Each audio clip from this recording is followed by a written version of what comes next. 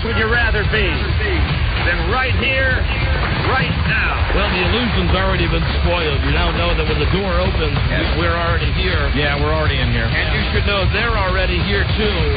Look at them. There you go. Some kind of a protest, I believe. They want John Ritter back. They want him? He's not coming back. Based on a true story, he was a neo-Nazi with one true enemy. Himself. A man of faith, a man of hate, and a soul torn apart. Viewer discretion advised. And I'm getting somewhere with that, but first... Actually, there was a slight misunderstanding. They're working on an experiment to bring John Ritter back. Okay, guys. I'll let you know. Good afternoon, Mr. and Mrs. Cavalier. Or maybe not. Yeah. And all the ships at sea, world champion nipple rimmers, Don Geronimo and Mike Red Sox. Yeah. Thank you, Robin. Thank you for listening, everybody. This is the Don and Mike Show. A new episode on this Thursday. Rocktober 16ers. Right. And it's a national show. West with one. They supply the phone lines 877-365-3636. That's the national number. We don't give it out a lot, and if you listen to the show, you know why. 877-365-3636. If you're listening to us in Canada, call 800-636-1067. And Washington, D.C., as always, 202-432-1067. Hi, Don and Mike. Buzz Burbank here. Hi, Kenny. Is anyone listening? Hey, what happened? Shut up! Did you wash your ass today? Someone call for a doctor? Wow. Hi. So, listen, before baseball, before anything, before what? You're funny. Why? You're funny. Don't bother with me today. I'm a mess. I'm a wreck. Well, I'm just going to follow your lead. I'm going to do whatever you tell me to do today. I just want to say that the choice to replace John Ritter, I know Buzz is going to have this on the news, but I have to go with this. This is the lead story. How will ABC handle the loss of John Ritter? You would never, in a million years, if I gave you a million opportunities to select the person they've selected as the 4-episode go-between guy, you'd never get it. But the father figure? But yes, but you would know again that much like with the Arnold Schwarzenegger thing, and here's your clue, for whatever reason, God is shining on our radio show. Yes. Oh, that is a good hint. That's a real thinker. Yeah. That is a real. But you'd never get it. You'd never get it. Can I get one more? Can you give me just one more? No, because I got to get your reaction when I tell you, because it's such a dumb move. James Garner. Oh my God. James Garner is going to come in and play. Now your dad's dead. Peg Bundy's father. That's correct. Now your father's dead, and I decided to come in and help you. Yeah, so I'm 150 years older than your previous dad. We already have a Jeopardy bit for tomorrow, and we'll have this during the news. But just had to throw that out. That's like on this show. That's breaking news. If I had some way to contact each of you listening, all 11, 12, 15 of you right now, I would have called you together this morning when I heard the news. It's another gift. To say, wow. What's it like, Grandpa? Yes. He is. Yes, he's the grandpa. Oh, okay. Yeah. All right. He's the go-between guy. He's the go-to guy in Hollywood, Don. Mm-hmm. He is. You got a hold on a show? Matt LeBlanc passes away, ladies and gentlemen. Meet James Garner. Another friend. William Peterson, CSI, hit by a car. Bring in James Garner. Get James Garner. The fag guy from Will and Grace, right? Even if it's the guy that's straight pretending to be a fag. James Garner can do it. You got an opening? Judging Amy takes a dirt nap, you bring in James Garner. Tyne Daly, James Garner, same difference. You need a 6th guy on Queer Eye for the straight guy? Jim That'd be Garner. Good. Ryan Seacrest, gets a bleach burn, you bring in James Garner. There he is. James Garner. All right, well, listen, all of that is for later in the show and tomorrow, but I didn't want you to think that we did not know. We know. About that, because we do, in fact, know. If you'll allow me a personal moment, I don't know if he's listening. He's probably not, because he's to that age. Mm-hmm. Anyway, Bart is back for a few more days than we had thought, which is great. Total sense, right? Yeah, and it's great having him here and having him around. Welcome home, Bart. Yeah. Got home last night, did that a long drive, got home late, and just great having him around. How's he doing? How's he look? How's college treating him? I will tell you one thing that he did get from me, and that is the inability, no matter how hard you try, to grow actual facial hair. If he's got that gene, he will be. If he's got your gene, he won't be successful in this. Because I'm 45, and right now, the only thing I can get away with is like, have you seen Kurt Warner? A guy who needs to shave like 8 times a day? Absolutely. When you see a close-up of that guy and he's got like that stubble, and you go, oh, he's got to shave like in 2 hours. I got to go a week to get that. Wow. Right. And that's as far as it goes. That's it. Hey, I'm having a gray day, though. What, you didn't No, didn't put the old stuff in there anymore. I might be going back to that, unfortunately. It was a failed experiment. So I was eyeballing him this morning as he was comfortably camped out in Chateau Relaxo. Oh wow. He's just sprawled up there and Now if you experience that 10 years from now, you're going to have trouble. I'm just looking at him. I'm waking him up, Studying him. but I'm just looking at him, and I wait. I go, hey, Peach Fuzz, yo, hey, mustache, almost mustache. What's happening? Hello. So he's trying to grow facial hair. Hello. Well, I believe he's not stopping the process. Right. At this point. Right. Choosing not to shave. But it's great to have my son back, at least for a couple of days before he goes back to college. So that's wonderful. And Mike, I know that you got to be happy.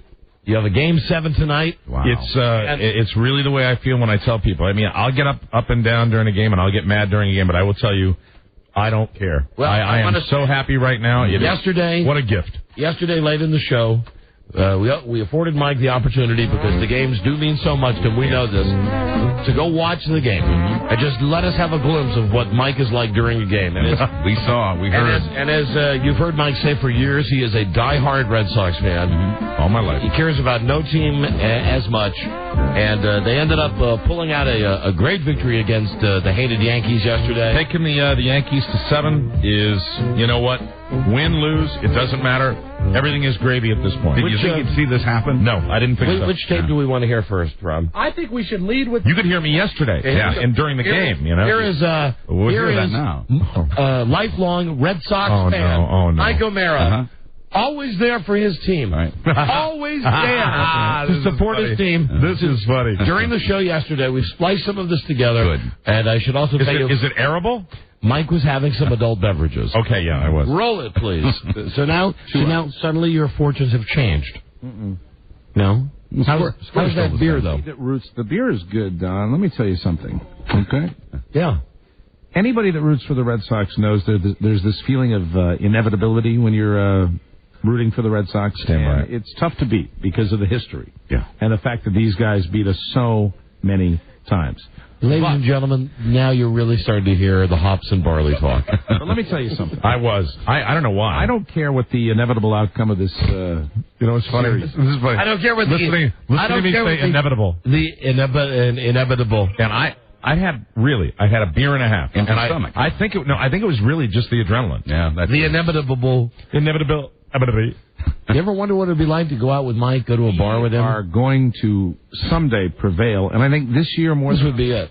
We scared the New York Yankees. Yeah. And we still are scaring them, and let's see what happens. Good luck. This is only on 2 beers. Like that. All right. Imagine if he mixes in a mixed beverage. Yeah. We got out of the inning. There we go. You're just down the corner from fisticuffs. Yeah. A bar fight somewhere tonight. You're just 1 out, men on second and third. We got out of the inning. Yes. That's huge. Yeah, Buzz. All right, so there you go. But that's not all we have. Sample. We also have now a montage of Mike moments during the game with his beloved Boston Red Sox. Good. You going to play that now? Yeah, here we go. Cool. Mike watching his heroes. Oh. Well, now he doesn't have... Torturous. I thought he would... It's been a fine postseason. Jesus. Come on. God damn it. You know, I don't give a damn. God damn it. Oh, that's it. I used to like her. She's sitting in Yankee Stadium rooting for the Yankees. Your husband's a fag to be in effing Yankee Stadium rooting for the Yankees. Or, somebody get a hit. No, that was not a strike. We've got another... Oh, God! What? What happened? Strike 3. They suck. Don't worry, Joe just walked by with your next beer. Oh, wow. I have to applaud that. Mike, during the game yesterday. I'm not exactly proud of that, but I have to applaud it, whoever edited. Did you edit that, Rob? Yeah, Robbie did. Nice job. Wow. Yep. That was, I don't think I mentioned her by name, but I was referring to Nicole Kidman, who appeared to be cheering for the evil empire. Mm-hmm. I think we got that from you last night. And I'm spent. I don't know how. I don't know if I got enough to go tonight. I mean, I had a lot of calls last night. Even though I've not been a Cubs fan for I've been divorced from baseball for like 10 years. Oh, I felt so horrible for those fans. They were calling last night, and they were so sad. It's weird when you're detached from it and you take yourself out of it, and you go, okay, but without fail, every person I spoke to, and I'm talking about not only radio people who you already know are just mean-spirited to begin with, but real average Joes, real regular people that I know, I spoke with last night, and to a person, male, female, all of them saying kill, and that was the word that was used, kill the guy who screwed with the ball. Now, with all of these people... He might not be responsible for it, but he seemed to be the catalyst for the downfall. With all of these people, I said, well, maybe I can look at things a different way because I'm not as caught up. It seems to me that, okay, the guy interfered with the ball. They got 3 runs. But then the Cubs gave up 5 more runs on their own. There were no fans out on the field during that. There was nothing. And then at that point... And I kept track last night. 4 people called me. When I said that, 2 hung up on me. One said, you're no effing Cubs fan. Right. And the only guy, John, is the only guy that said, you would never have the balls to say that on the radio in Chicago. That it wasn't the fan, that the team blew the game? Yeah. So 2 of the people, and all of them friends, and they've all sent me emails since. Well, I disagree with you. 2 of them hung up. I disagree with you on what you said in the office. I really don't. I don't think, and I think you, from your experience in Chicago, I don't think that's going to blow over in a week. No. I think that guy's going to have to get a change of address. No, I think it is because this whole the whole Billy Goat thing though is something that's I agree. That's born out of this right now. Right here, give it to me now. I want to click on and I want to see everything that happened. That's the world we live in now, but it's not a real curse. It's delightful, I'm selfish this way that the Cubs have taken all the pressure off the Red Sox. Now, Red Sox can lose the game 14-0 tonight, and they ain't going to replace the Cubs with the big L's on their foreheads. Right. Yeah, but the thing is, and I think I brought this up with you before. And if it's the Yankees against the Marlins, that sound you hear will be televisions turning off across America. This is the difference, and I said this before, and I really mean it. I think between Cubs fans and Red Sox fans. Okay. Cubs fans will accept this. They have accepted it. It's the way that it is. And I know I run a risk by saying this with Red Sox guys, the thing is, they don't just keep it inside. No. The thing is, whenever you meet them, it's like, hey, how you doing? What's your name? My name's Fred. Oh, really, Fred? Say, are you a Red Sox fan? No, I'm not really. Boy, I am. I want to tell you, those effers in '86, it's like the first, boom. They wear it on the sleeve. First thing. Yeah. You ask somebody from Chicago about... What's the point?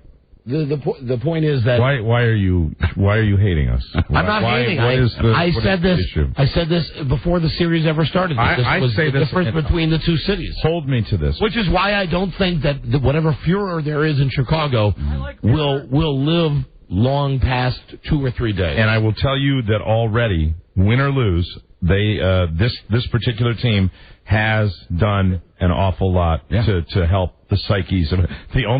The only thing that could change it, okay, not like a 10-0 shutout, if it was one of those, we've got it going down to the wire, and then something horrible happens, through the leg. Then we'd be right back where we started. But even win or lose tonight, I really do, and I might be taking a risk by saying this, win or lose, you're going to hear a lot less about, because really... I have a question. I think they've done more this season. I can't ask more of this team. It's all gravy from here. Listen, and I mean that. I really do. Torturous. It's been a fine postseason. Jesus, come on!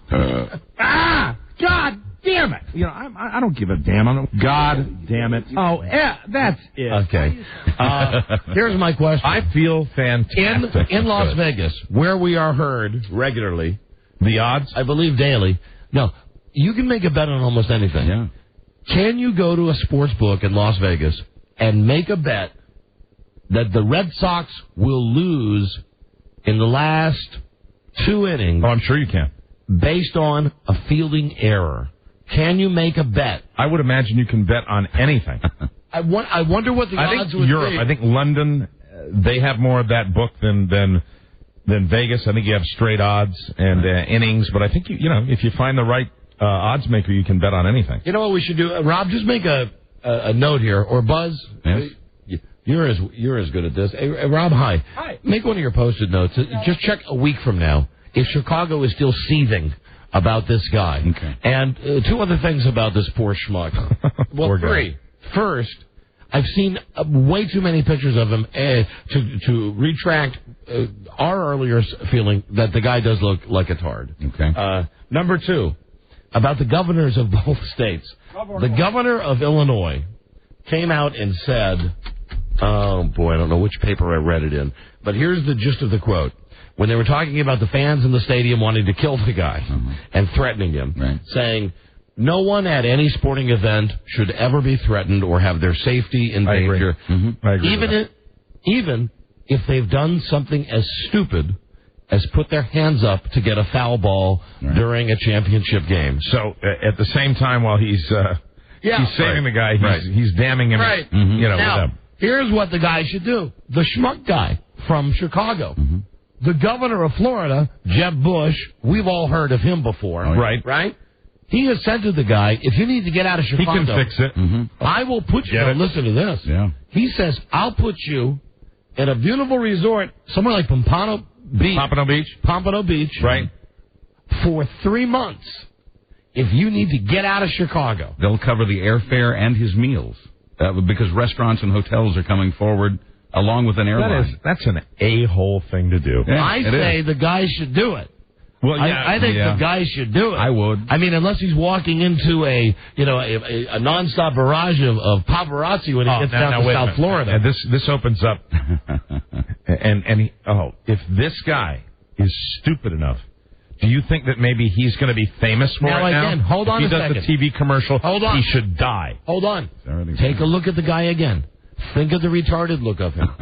And let me just say this to you, Mike. And even though they're a sponsor, if he makes hay out of this, think of Jarrett and Subway. Yes, I agree. And you know, oh my God, just when you think Jarrett is gone from those commercials, that they've changed their campaign, they come back with like Jarrett in a restaurant. He's back. It's like Jarrett at a pig trough restaurant, and someone says, "Hey, you're Jarrett. What are you doing here?" And what are you eating that cheesecake for? Well, I had Subway for lunch. And that's what he says. But listen, that's the point. Do you think that guy would be that ill-advised that he would come out and try to make a commercial out of it? If he did, then I would have to go back on the other thing I said. If he did that, then he might actually go down in history and be a guy whose name is remembered. That's like Bill Buckner opening a car dealership in Lexington, Massachusetts. I just don't think it's going to happen. Well, I think the guy should go to Florida, take the trip, go down there. Right. God forbid that Florida wins the World Series. Is any part of you, you were making your friends mad because you were, there's that word, cavalier, about the Cubs going down. I had empathy. Any part of you, like a little pissed? No, not at all. And I said to them that even though I'm not really... I felt horrible for the Chicago fans. No. It was, and this I think, even though I'm not rabid like you, it's the basic difference between Cubs and Red Sox fans. I expected they'd F up something. They'd do something wrong. And these other people that I know, my friends, they're more into it. They're like you are, but they just can't deal with the fact that even if you get past the retard fan, they still have Game 7. At home, all they had to do was win one game at home. They didn't. I heard a lot of people today that said they didn't even watch Game 7 because they were that bummed out, and they knew they're lying. They knew that it was. They were lying. They were lying. They were lying. Just like if you're when your team comes back. Listen. When your team comes back, Game 7 means it's a lot different than when your team lets the other team come back. If you're in traffic and you hear that there is a gruesome wreck just a half mile ahead. And there's an exit ramp a quarter mile ahead. Mm-hmm. If you're not in a super rush to get somewhere very important, you might hang to watch the bad wreck. Right. That's why I'm saying I think those people would have watched the Cubs last night. Those people who said they didn't watch it. Mm-hmm. Fox, outside of Tim McCarver, has done a great job with their coverage. I mean, with their camera work, and really, they found the saddest looking people in Wrigley Field that you could possibly, and believe me, I can relate to that. And it was just.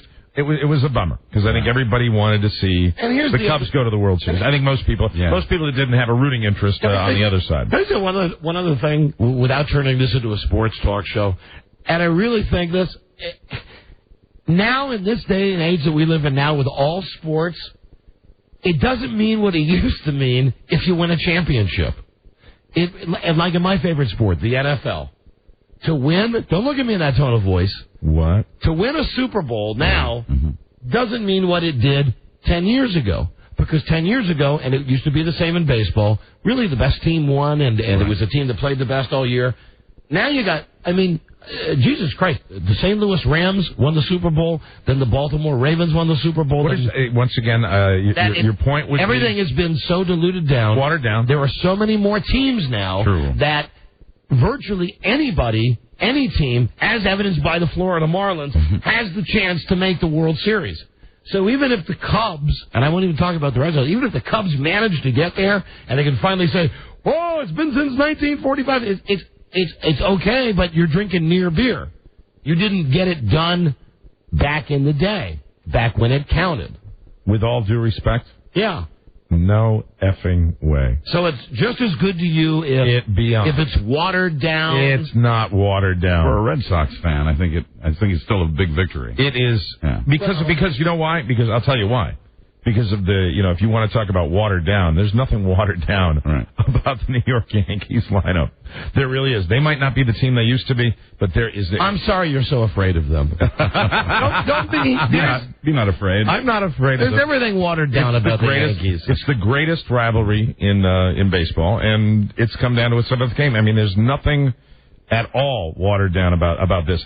You can make the case about any team now can get to the World Series. I agree with you. The California Angels are an example of that. But this, for Red Sox fans and I think for Yankee fans, this is just like 30 years ago. This is the same stuff. It's just as intense. It might not be in the rest of baseball, but in this one, there's nothing. It's like, I'm going to go way back. You're getting off on some stepped on stuff. You're too funny. Let me just say that. You are too funny. Someone is diluted, your OxyContin. No. Oxycontin, whatever you call it. Absolutely. It's not the same. More. I mean, I don't think I have, and I've seen all of them, and I've been there, watching all of them. Not all of them, literally, since not since they won a championship. But this is up there. This is top 5. This is easily top 5 as far as moments for the Red Sox and the Yankees, and it's just terrific. Well, it's an exciting game. It's amazing because with baseball you wait. It seems like you wait longer in baseball for whatever team you're rooting for.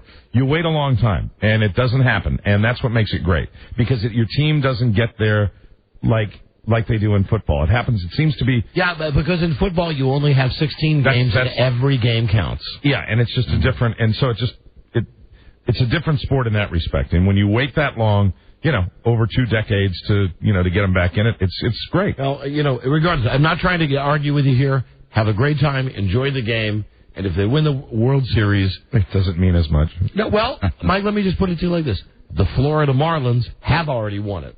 Yeah. If that puts it into perspective for you a little bit, the Florida Marlins have already won a world championship. You'd be playing the Marlins. And so, they've already got one over on you. They've already done it. I like you're talking like you think we're going to the World Series. I do. If I was you were betting, you'd put your money down on the... I would bet on Boston tonight. Yeah, absolutely. Mm-hmm. Sure. Well, I go into this game with both eyes open. Good. The little guy. We heard that last night. Oh, man. Well, now he doesn't have... Torturous. I thought it would... It's been a fine postseason. Jesus. Come on. God damn it. I don't give a damn. God damn it. Oh, yeah, that's it. I used to like her. She's sitting in Yankee Stadium rooting for the Yankees. There you go. All right, that's baseball. We'll have full coverage of it tomorrow. It won't be on the show today. May I have a final word? Sure. Here? The final word would be really because of the last two games, because of what they did, for the first time, I don't think I've ever felt this way, where it's so much fun. And for this team, I don't care whether they win or lose. I really don't. I hope they win. And it sounded like fun. Oh, man. Well, now he doesn't have it's great. It's great. I'll be doing that tonight. Fine postseason. Jesus. Come on. That's fun. He's rooting. Well, I mean, you've done that before. That's great. That's great fun. Enjoy. Really enjoy. I don't know what you're doing. Enjoy. I'm not doing anything. You're weird about sports. You are very strange about sports. I am. Competition in sports. You're very strange. You have different views. I'm rooting for the Red Sox.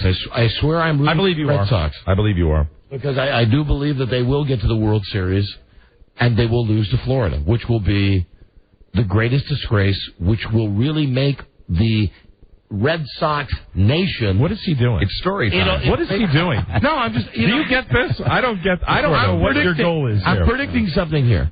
The Red Sox will win tonight. They will get to the World Series. They will lose the World Series to the Florida Marlins, who stink on ice, and everybody knows not even a real baseball team, will then perpetuate the whole Red Sox. We're the big. My God, look at us. We can't do anything right. You guys win again. You win. I win yesterday. Once they won that, because you lose. Once they won that game yesterday, it doesn't matter as much. Do you understand? It is so much fun right now. Everything is a bonus. He doesn't have torturous. I thought it was great. A fine postseason. Jesus, come on! God damn it! And I will be doing that tonight, even louder. And if they happen to be lucky enough to get to the World Series, I'll do it in the series too. But this is, it's been a long time since I've enjoyed one like this. Well, enjoy it, please do. And you enjoy it while you can, because you never know.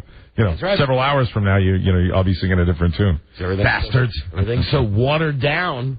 Next year. No, I'm not going to let you take that from me. And I think I might upset you if I shared a theory that I have, just a theory. What? Go ahead. Well, I believe that deep down, if you peel back many, many, many layers, there is nothing you can do about it. About what? There is nothing that you can do that your heart beats Cubs blue. There is nothing, negative. And you can talk to me as long as you want. Negative. Swear on my kid's life. It does not. You asked my wife last night. I watched regular programming. I went back and forth with the game. I'm not riveted to it. I was riveted when I got home to the Red Sox game. But when you listen to what you say, you're kind of like diminishing what the teams that are already there. Listen, I'll do. And then you're also dismissing the Marlins a little bit. I'll do this, of course, because they suck. You're a little angry. I'll do the same. I'll do the same thing. No, I'm not. I'll make the same argument in football. Now, ladies and gentlemen, let me say that I worked with this man years and years and years ago. This is a man who would come into work with a full Cubs uniform. I have battled demons. Rush Limbaugh battled demons. The Chicago Cubs. No, listen, I'll make the same argument in football. They're great fans, and you will always be a Cubs fan to me, and they're wonderful fans. It's one of the best times I ever had at a baseball game was going to Wrigley Field. But even football, I really felt for those people last night. Even football is diluted. I will even say this: that the last Super Bowl that the Packers won, the one against the Patriots, it doesn't mean anything like the first 15 or 20 Super Bowls did. Because once you start getting 8,000 different teams in, and once you start getting... I will, and don't get mad at me, but I will agree with you on football. I will tell you on baseball, you still have... baseball's not watered down. You still have the rivalries like the Red Sox and the Yankees, and the Cubs and things like that. And the Tampa Bay Devil Rays, and all of the great franchises with the history. There are more franchises now, but I mean it's and there are sucky franchises in football too. Well, there always have been. Why does Phoenix need a team? I turn on I got that thing where I get all the games on Sunday. Mm-hmm. Whenever I watch the Arizona Cardinals, seriously, more people listen to this radio show in Phoenix than go to those games, and our show is not on in Phoenix. There's nobody there. They have to do these crazy camera angles to show like one section where apparently it was, buy one, get one free day. So it's watered down in the NFL too. And I'm just trying to set you up for the eventuality when the Red Sox do win tonight, but then do lose to the Marlins, know that they have lost to a lesser quality opponent. If I wasn't thinking a little squirrely right now. I think you were trying to hurt me in some way. In no way. You're trying to make me feel bad. In no way. Negative. You're negative on that. They will lose to a high school team if they go on and lose in the World Series. Well, see, I really think your words not right now I'm coping by I'm manufacturing within my own body my own kind of OxyContin right now. I just calm. It's nice to have a show where they're not playing in 15 minutes. I just, for the record, I just like effing with you. Really, okay, there we go. That's really all. That's fine. That's fine. And I mean, I do to some extent think that watered down thing, but really, I just like effing with you. And I know I'm on. I'm still riding that high, so I'm still. It's hard to F with me today. And I know it'll drive you nuts if they win and they lose to Florida. It would drive you nuts. Here's what people don't understand, and I said this to people yesterday. I don't know if anybody understands it. It's more miserable for me when they have a lead than when they're behind. I know it makes no sense, but when I'm actually watching the game, it's a comfort zone that, hey, maybe they could come back. When they're in front, it's sick. Because you're like the woman on Cops, please violate me, but at the same time, well, look, there's a can over there. Why don't you beat me over the head with the can while you're violating me? I mean, if you would see me getting ready to come into work today and looking at all my Red Sox stuff and saying, no, that's not a good idea. No, that's bad luck. And just going through everything, it's silly. With your backward psyche, which is worse, a World Series loss or a loss tonight? A loss tonight. Tonight would be worse? Oh, yeah. No. See, tonight it's He doesn't know what it'll feel like to lose to Florida. No, but I think he hates the Yankees so much. No, the rivalry of the Yankees is it. Hello. That's what it is. Don and Mike. Hello there. Hi, Don and Mike. How are you? We're doing great. First I wanted to agree with you, Don, about your theory on the Cubs there. That they were the ones that lost the game. It wasn't that fan that did it. Of course, so that retard should, take the free trip to Florida. What, Buzz? Well, I'm just going to say, no, the Cubs, missed those runs afterwards, and let them go. But I think the tide turned. I think their fortune changed when that guy did that. Well, then they're not good enough to. It broke their concentration. Then the Florida Marlins, the bad news bears, they have a higher level of concentration than the Cubs. Well, that's possible. Right? Then half of them they deserve to lose. Well, plus, the other thing too is as good a manager as Dusty Baker might be. At least I don't have to see him chewing up. Hold on, all the time. Listen, I'd love to talk to you. Oh God, isn't it? It's tough when a team loses. But I got a better one here for those of you who thought it was too nice yesterday. Hello, Geronimo. You've got to be the biggest schmuck there is. Are you still smoking weed? Yeah, lots of Jesus. it. What do you think? Because there's more teams out there that now all of a sudden they don't mean anything. They're not. Yes, they're that's not true. As high standard as the rest of them. That's very true. I think the quality of play in virtually all major sports has disintegrated as more teams come up. Because let's face it, there's not enough good players for all the teams in all the sports. Well, I agree with you there. Thank you. Bye, ass. Thank you, ass. Bye-bye. And thanks for bringing up the weed. Thanks very much. There you go. Well, I don't know. Okay. I'm very mellow today. Yeah. I know. I'm a bit of a wreck. There's part of me that will be glad when it's all. I'll take another one that says, "You crazy, Don." It says on the screen, "You crazy." You are crazy, Don. You crazy. Hello. Hey, Don. Yeah, I know. Me crazy. It's beyond weed. I think you've been smoking crack. Me so crazy. There's no way. If your team wins a championship today, I don't care if it's not 1965. It's still irrelevant to you. No, listen, I'm sorry. I'm sorry that, and I guess I'm talking to Generation D. Generation dumbass right now. I'm 38, buddy. You're 30. Listen, you're not my buddy. You're 38. I'm sorry that you don't understand the simple concept that because there used to be only 24 major league teams and now there are 32, and God knows there used to be, I think, 8 hockey teams. Well, you could make the argument that because there are more teams, it is even more difficult to win a world championship now. Exactly. Because you have to get through, especially in baseball, where there are many more teams, it's even a tougher challenge. Excuse me, both of you. Apparently, there's something that I like in my life that obviously, and I'm just going to yell at him, not at you. Thank you, Don. Thank you. Quality over quantity. Quality over quantity. Put the pipe down, Don. Jesus, people. You know, emotions always, as Tim McIver would say, emotions are running high here. The only crack pipe. This is beginning to get my blood going a little bit. Right the only crack slowly but surely. I saw today was when I went down and your wife was standing on the corner saying, "Please, please help me." And she had on, and she did like the King Ralph thing where she had like a. You have enough trouble pleasing your own wife. Don't worry about. Now, boys, this is degenerating. I do not have problems pleasing my wife. I listen to you. You tell it all the time, buddy. It's another buddy. He gave you another You're not buddy. my buddy. Listen, I guarantee you this.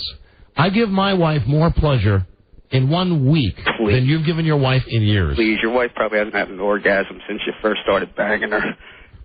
Really? Would you like to? Would you like to? This is really on that? This is really degenerating. Mr. Personal on the phone. This is like, this could be happening in some of your major stadiums right now. Between two guys, and all of a sudden, if you look over in section 30, there the cops, the security are taking 2 people out right now. Keep in mind, I have come into this show since we came back from our contract situation. Can't we all just get along? I just want to let him know that. Oh man! Well, now he doesn't have torturous. I thought he would. It's been a fine postseason, and Come on! There's one for me. God damn it! There's one for me just waiting, just around the corner. I'm waiting for that. I want you to know that I came into this, once we get the contract done, so I'm going to be happy, going to come in, going to just do a nice show, make some laughs for people, not argue with people. Right. Listen, the fact is, I'm right, you're wrong, and if you want the ultimate proof of that, which one of us is sitting behind a microphone with millions listening, and which one of us is sitting in the fetal position right now, looking at the telephone, going, "God damn, I can't believe he just hung up on me." You know what? That was dispatched with a minimal amount of, we're going from massacres that we used to have to quick surgical strikes. Yeah. And that was a surgical strike right there. Yeah. And I'm sure my wife will give me permission to F your wife and give her the best orgasm she's ever had. Well, maybe we can get him back on the line and we see if we can get a permission slip. We're lucky. That's all right. We'll let it go. Today. Let it go. That's it. We got to hit a break here. Hello, Don and Mike Show. Michael, Yeah. I have a question for you. Yes, sir. Did you play last night? Did I play? Yes. What do you mean play? Like in the game? Were you in the locker room? Were you in the dugout? No. Am I saying we? Why do you insist on I apologize. saying we? I stand corrected. I will not make that mistake again. Thank you, sir. I hate people that do it. I hate people that do it, and I do it, and I've been slipping into it, and it's ridiculous. No, it had nothing to do with that game. All right, my team that I root for. Good job. Goodbye. No, I agree. When you're right, you're right. Now listen, well, I guess I would have agreed with him even if I wasn't in this like weird kind of OxyContin mood that I'm in today. I would have agreed with him anyway. What you got to do. You just have to back right down to the callers and say, "That's it. You're correct. You're right." Yeah. And now I'm going to say we because we are the team here. Yeah. And one more word from that for that last guy. Yeah. I love you, man. We will be. Really, these calls don't matter though because we have a lot more listeners now, so the fans are watered down of the show. Oh, shut up, Rob. We'll be right back. This is the Don and Mike Show. Now, I want everybody together to go ahead and say, penis, penis, penis, vagina, vagina, vagina. Come on, y'all, say it. Penis, penis, penis, vagina, vagina, vagina. Well, good, great. The Don and Mike Show. Nice. The Don and Mike Show. All right, just ahead of Jim McBride. Let me take this call first. Hello, Don and Mike Show. Hi, Don and Mike. How are you? We're fine. Nick, you're on the air. Go ahead. Mike. Yes, sir. I'm also from Connecticut. Yes, sir. You're pissing me off. Why? If the Yankees lose tonight, I will come in tomorrow and you can shave my head. Okay.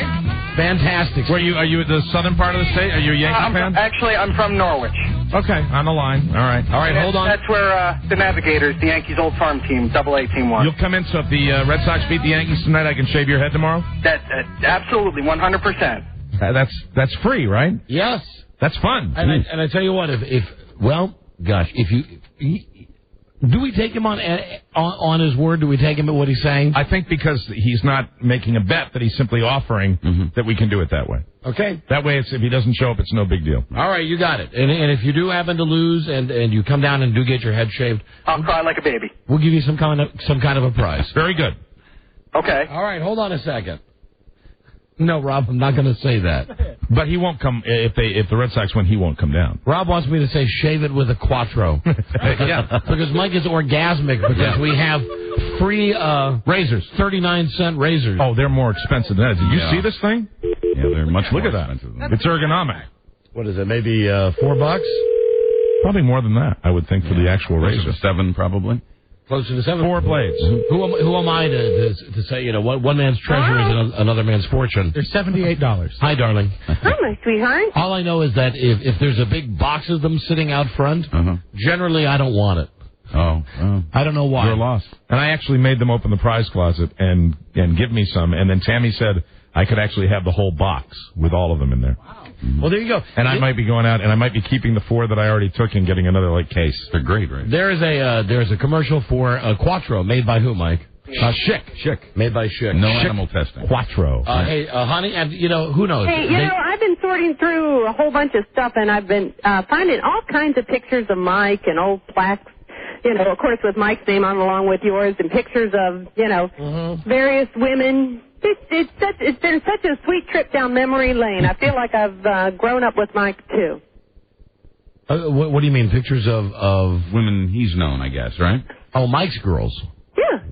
Mike's women, his wives. No, it's very sweet. It's been bringing back wonderful memories. And you guys at different appearances and holding on to Bart and Bart being 2 and talking in the microphone has been very nostalgic. This is not why I called my wife. Let me just say that my wife has an addiction to a show called The Clean Sweep. Which is something like Trading Places, which is what all those shows are like, something like Trading Places. And in this one, they just get a real dicky British guy to come into someone's house where they've got just all their junk. Where they gut it. And, he makes you... No, it's just people that have so much clutter. And he makes you put it into piles like yard sale, throw away, keep, and then he plays little games with you because if you have too much junk in your keep pile, he makes the keep pile smaller so that eventually you get rid of all the junk in your house. It's the TLC thing. You don't like it because you are a pack rat. It's not for me. I mean, I clean out stuff. Well, the problem is, darling, that you go through whether it's Dr. Phil or Deepak, Chopra or whatever it is. Right now, this is the phase you're in. You're in this clean sweep phase. Or as I like to call him, Deepatch Oprah. The whole house is just being turned upside down because she's going through boxes. It's not being turned upside down. It's being cleaned out finally. What do we need? So much. You have got stuff you don't even know exists, and we have to save boxes of football jerseys and you... Important stuff. When you see the pictures of me with other people, do you feel a pang of sorrow for me? No, not for sorrow. It's not sorrow for you. I think, I liked her. Yeah. Oh, thanks. Oh, and the jersey. Thanks a lot. I knew she was working me. I want to hold on to the... You picked nice... except... I understand. Believe me, I sympathize with the various problems that you've had with various women. But to me, as just for being sociable, agreeable, they were nice women. Thank you. I agree with you. And I'm sure the next one will be someone I'll like too. I don't want to go there. Especially if you let my husband and Buzz pick her out. That'll be helpful. Baby, don't push him on the Bachelor thing today. Let's wait till they lose. All right. Wait until they lose. Yeah. No, ask him while he's in a good mood. Vulnerable. Till he's really down. And I meant no offense to the fine Schick Quattro. Of course not. Wonderful product. It's just me. You want a free razor? Not really. I got a nice electric razor at home. See, I've just recently stopped doing the electric thing, and that's why I kind of got excited about it. Mike was very excited. He came in with how many you got there? I got 4. Mm-hmm. You got 4, but you got a box. Can I give the people at Schick just another little plug here? It's also got which you don't see in the modern plastic wrapping. Yeah. It's got the easy press open access, which really, how many people have tried to open, say, an electric razor? Oh, the package. And you have to cut that hard plastic. Yes. I think that's terrific. God bless them. That's great. Whatever woman I would settle on would have to like a razor like this. The reason I called my wife, and poor Jim McBride is still waiting on the phone here. She's out in the car today, and she's driving around. She calls him. She says, "You're not going to believe what I just heard on WMAL." which is our local right-wing radio station that runs Rush Limbaugh and Sean Hannity. And I was telling you about, after this thing with Rush happened, they weren't taking any kind of stance that was even remotely down the middle of the road. Everything was, oh, poor Rush, poor Rush. Well, I understand that. When you said that to me, I said, nobody's going to run down someone who has got an addiction. I mean, people didn't, you just don't do that. It's bad karma and it's bad form. But what they did was so... Darling, people are still running me down even today on this very show. You are very sensitive. Oh, I heard that. But that's not intelligent people. That's just some doofus that thinks... She'll tell you, even when I'm sober as a judge, I've always maintained all sports are watered down. That's why you have to keep the jerseys in the basement that you won't get rid of, because they're the ones from when the game mattered. Is that right? Well, why do you have to keep the Star Trek uniforms? Because... It's back when TV mattered. Because it's real. Yeah, it's not a fake one. They watered down Star Trek. You could use the same argument for Star Trek. Yes, they did. So she's driving around today. She's listening to MAL. She calls me. Tell everybody the exact promo you heard today. Well, this is ridiculous. That's why I made Bart get you out of the bathroom so I could tell it to you, because I knew I wouldn't remember it later. But it went something like, some people are liars. And then it had a clip of Clinton saying, I did not have sexual intercourse with, or sexual relations with that woman, and they had that Monica Lewinsky clip. Some people tell the truth. And then they have a clip of Rush Limbaugh saying, he said, I have an addiction. I'm not proud of it. Please pray for me. I'm going into, whatever he said on his show. Yeah. And then it said, Rush Limbaugh taking responsibility. Well, yeah, after he got caught. Yeah, right. I mean, Clinton, after he got caught, admitted it too. You know what the sad thing is about that? That his minions, cabbage, his little like my cabbage gerbils that follow him and would walk into fire for the guy. That nobody will pick up on the hypocrisy of that. But the thing is, this is not like a grassroots thing being done by, and I don't mean no bad feelings towards the real grassroots million selling bands of the 60s. Another one of your addictions. But the people who listen to the sycophants who listen to him, right? You're talking about, this is the radio station that runs his show. Corporate. They're promoting it like it was a good thing. That whole incident shows how dare they bring Clinton? How honest he is. I mean, my God. To bring Clinton back into it. Pretty funny. That's the comparison. And, Clinton denied it until he was caught, too. Right. I mean, it's not like he just decided to get this off his chest. And I even feel bad for the guy. I mean, in the same way I wouldn't put down Matthew Perry or anybody that's addicted to anything. It's horrible. I feel bad for him. But you don't make it out like, this was a good thing, and he did this just to show us in another way how to be a stellar human being. I mean, the way you've described that promo, I can't believe they're putting that on the air. I do, because it's the whole thing. What a bunch of dinks. It's unbelievable. I bet you get 10 calls now if anyone heard that telling. I really hope that even people of that political, bent. I mean, the right wing politics, which you hear so much on the radio, from those talk shows. I hope there's a little backlash with that. Because I think really there are a lot of. I don't think there will be. I don't think there will. I don't think there will be. I think there will be. I mean, darling, I have nothing against the man. I don't agree with his politics, but I feel bad for him, and it makes me mad. As do I. But I told the truth. Unlike Slick Willie, Wilma, my cabbage. Here are the little blues. Little blues. Where are the little blues? All right, baby. All right, thank you. Thank you for your help. I love you. Okay, love you too. And what that man said is not true, my darling. There you go. You hear that? You know what that means? Giving her an orgasm. Given her more than one. We've been married 22 years. I would estimate I've given her at least 7. At least 7. Good for you, Don. Congratulations. In 22 years. Well, let's not go crazy. All right, goodbye, Steve. Yeah, bye, baby. Now, standing by, been patiently waiting. My apologies to Jim. Jim McBride, James McSkin. He has the world's greatest website, I had too many W's there. That's fine. MrSkin.com. He is to pornography, and let me say to low-level pornography. Nudity. How about to frontal nudity? Yes, to softcore. Yes. He is to softcore what the grassroots were back when pop music mattered. Before it got watered down.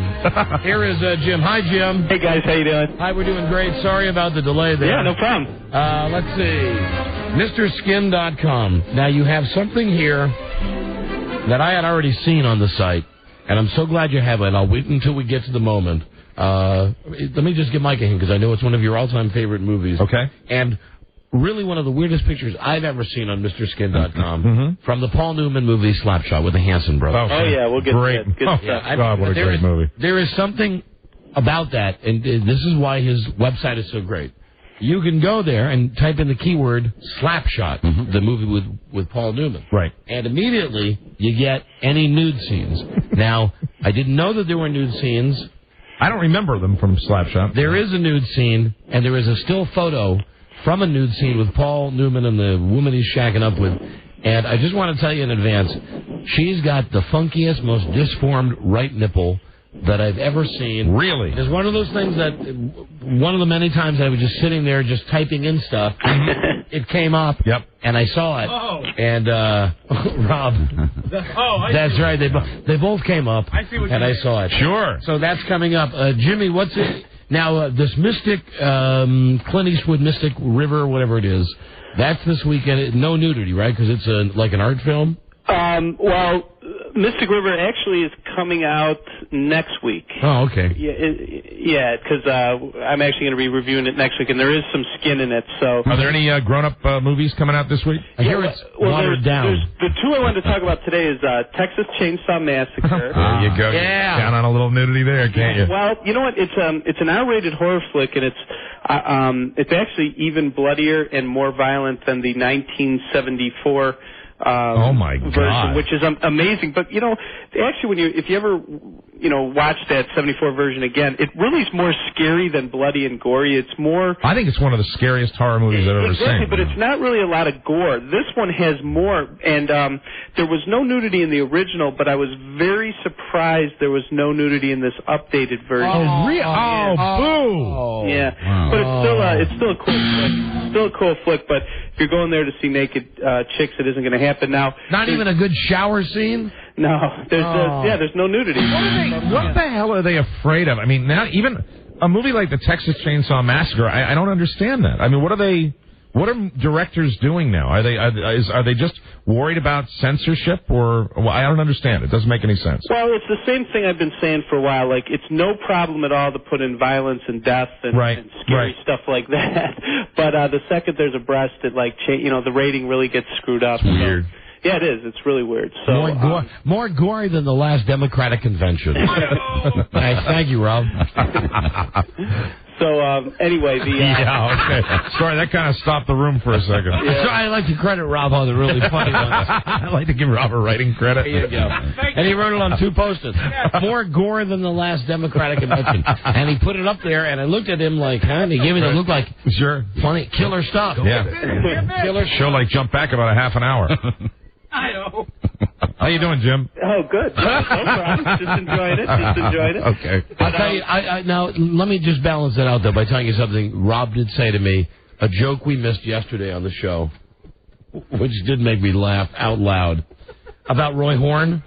Yeah, Rob and I were talking about how Roy Horn is paralyzed. Right. It's going to make it very hard for him to do sleight of hand now. Oh, yeah. And he's going to have, what was the other one? Oh, he's going to have a real problem with misdirection.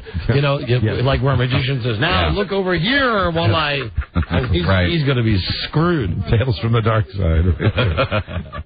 Just when we were talking today, we were coming up with jokes. We missed some jokes yesterday. Yes, of course. We missed some good jokes. And this is one that made the year. That shouldn't have made the year. All right, so Jim, I'm sorry. No problem. But Texas Chainsaw Massacre. Yeah, there's 2 girls in it that guys are going to want to know a little more about. One is named Erica Learson. I think I'm pronouncing her name correctly. Now, she's not a big name at all, but you may remember, if you're a fan of The Sopranos, remember the debut episode of season 3 when Carmela and Adriana were doing tennis lessons with that girl, and the girl was hitting on Adriana? Yeah, right. That's Erica. And so just to give you a kind of a frame of reference who she is and what she looks like, she looked really hot in that tennis outfit. Well, when they did the original Blair Witch, it was a big hit, and then they quickly followed with a Blair Witch 2. Now, in Blair Witch 2, Erica Lear-Hazen, I don't know if I'm pronouncing her name right, she went full frontal in that. Now, the only problem was it was a video within the movie, which is always bad. Anytime you're watching a video or a film within a film, it's usually pretty grainy, which this was, but she was full frontal nude in it. Now, in the video that looks like she might have used the Chic Quattro. In the movie, is she walking through a waterfall there?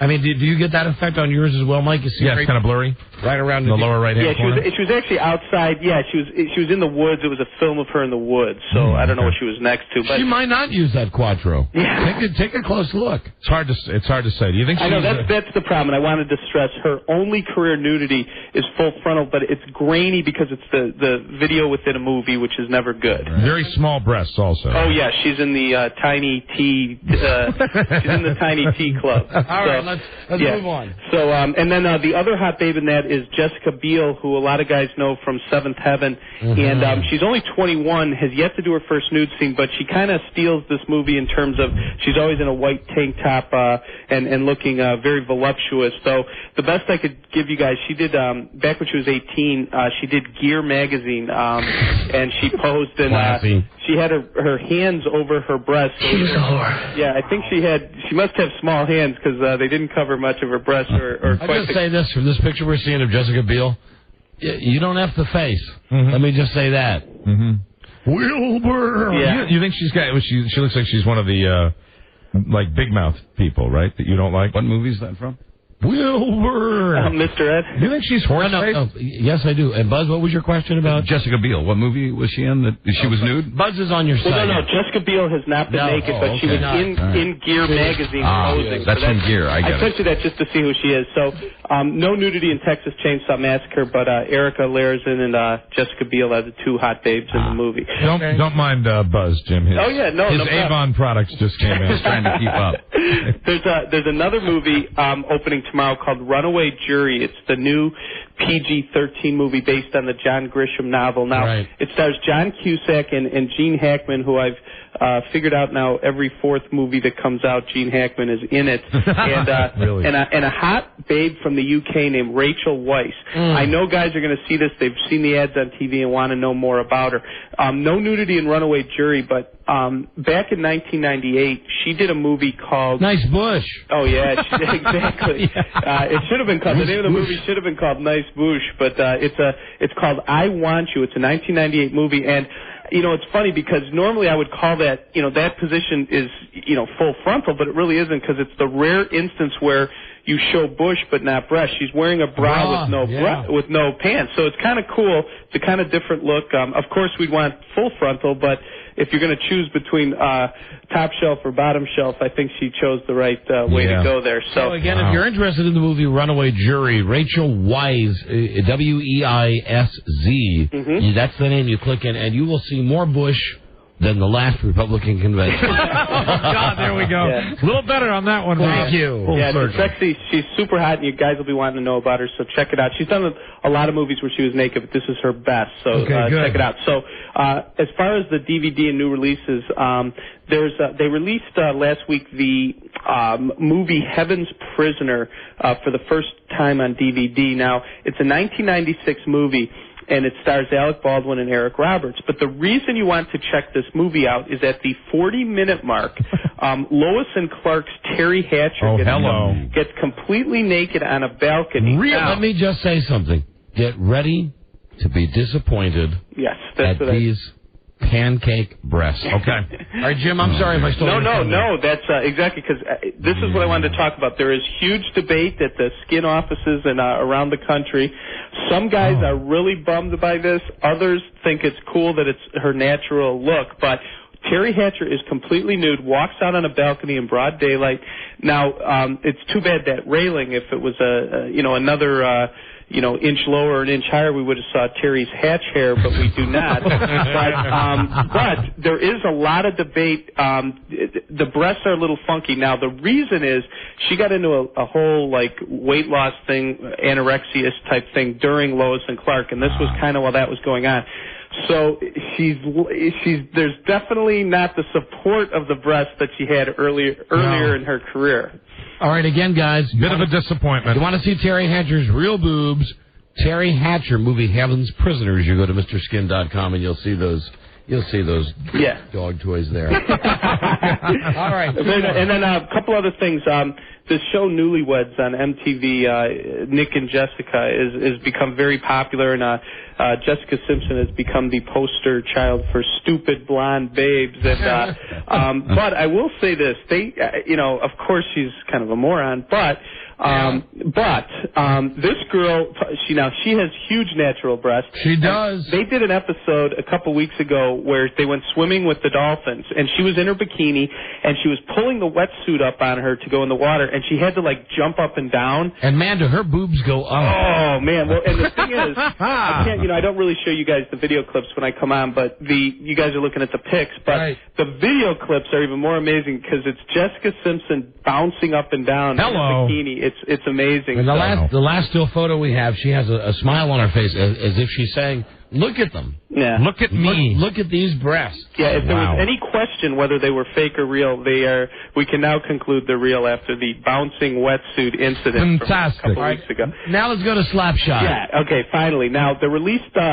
Last week they released A Christmas Story. It's a 2-disc special edition, tons of special features. Oh, wow. I want to get that. Well, it is cool because it's the movie, Ralphie and his Red Ryder BB gun. It's the greatest. I mean, that's one of the great cult followings of cinema. Well, what's even better to enjoy this movie even more is if I just figured out, is this Ralphie's mom? Yes. Oh. And that's what makes it so cool. And now who knew that Ralphie's mom I'm not really sure was I want in to see. Slapshot, and I don't want to see. No. You want to take a look at her left nipple. It'll be on your right, okay, when you see the scene. Yes. What's her name, Jim? Melinda Dillon.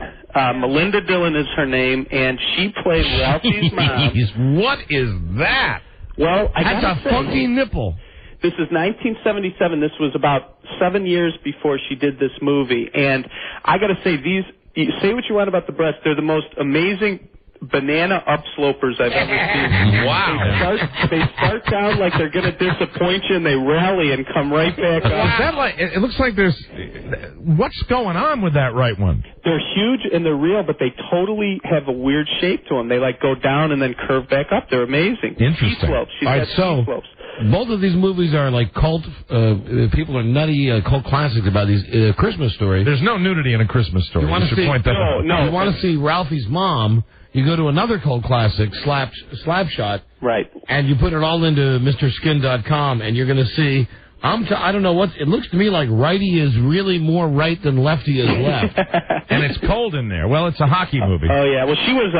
For those who remember the movie, she was Hanrahan, the goalie's wife that Paul had the affair with. That's right. That's right.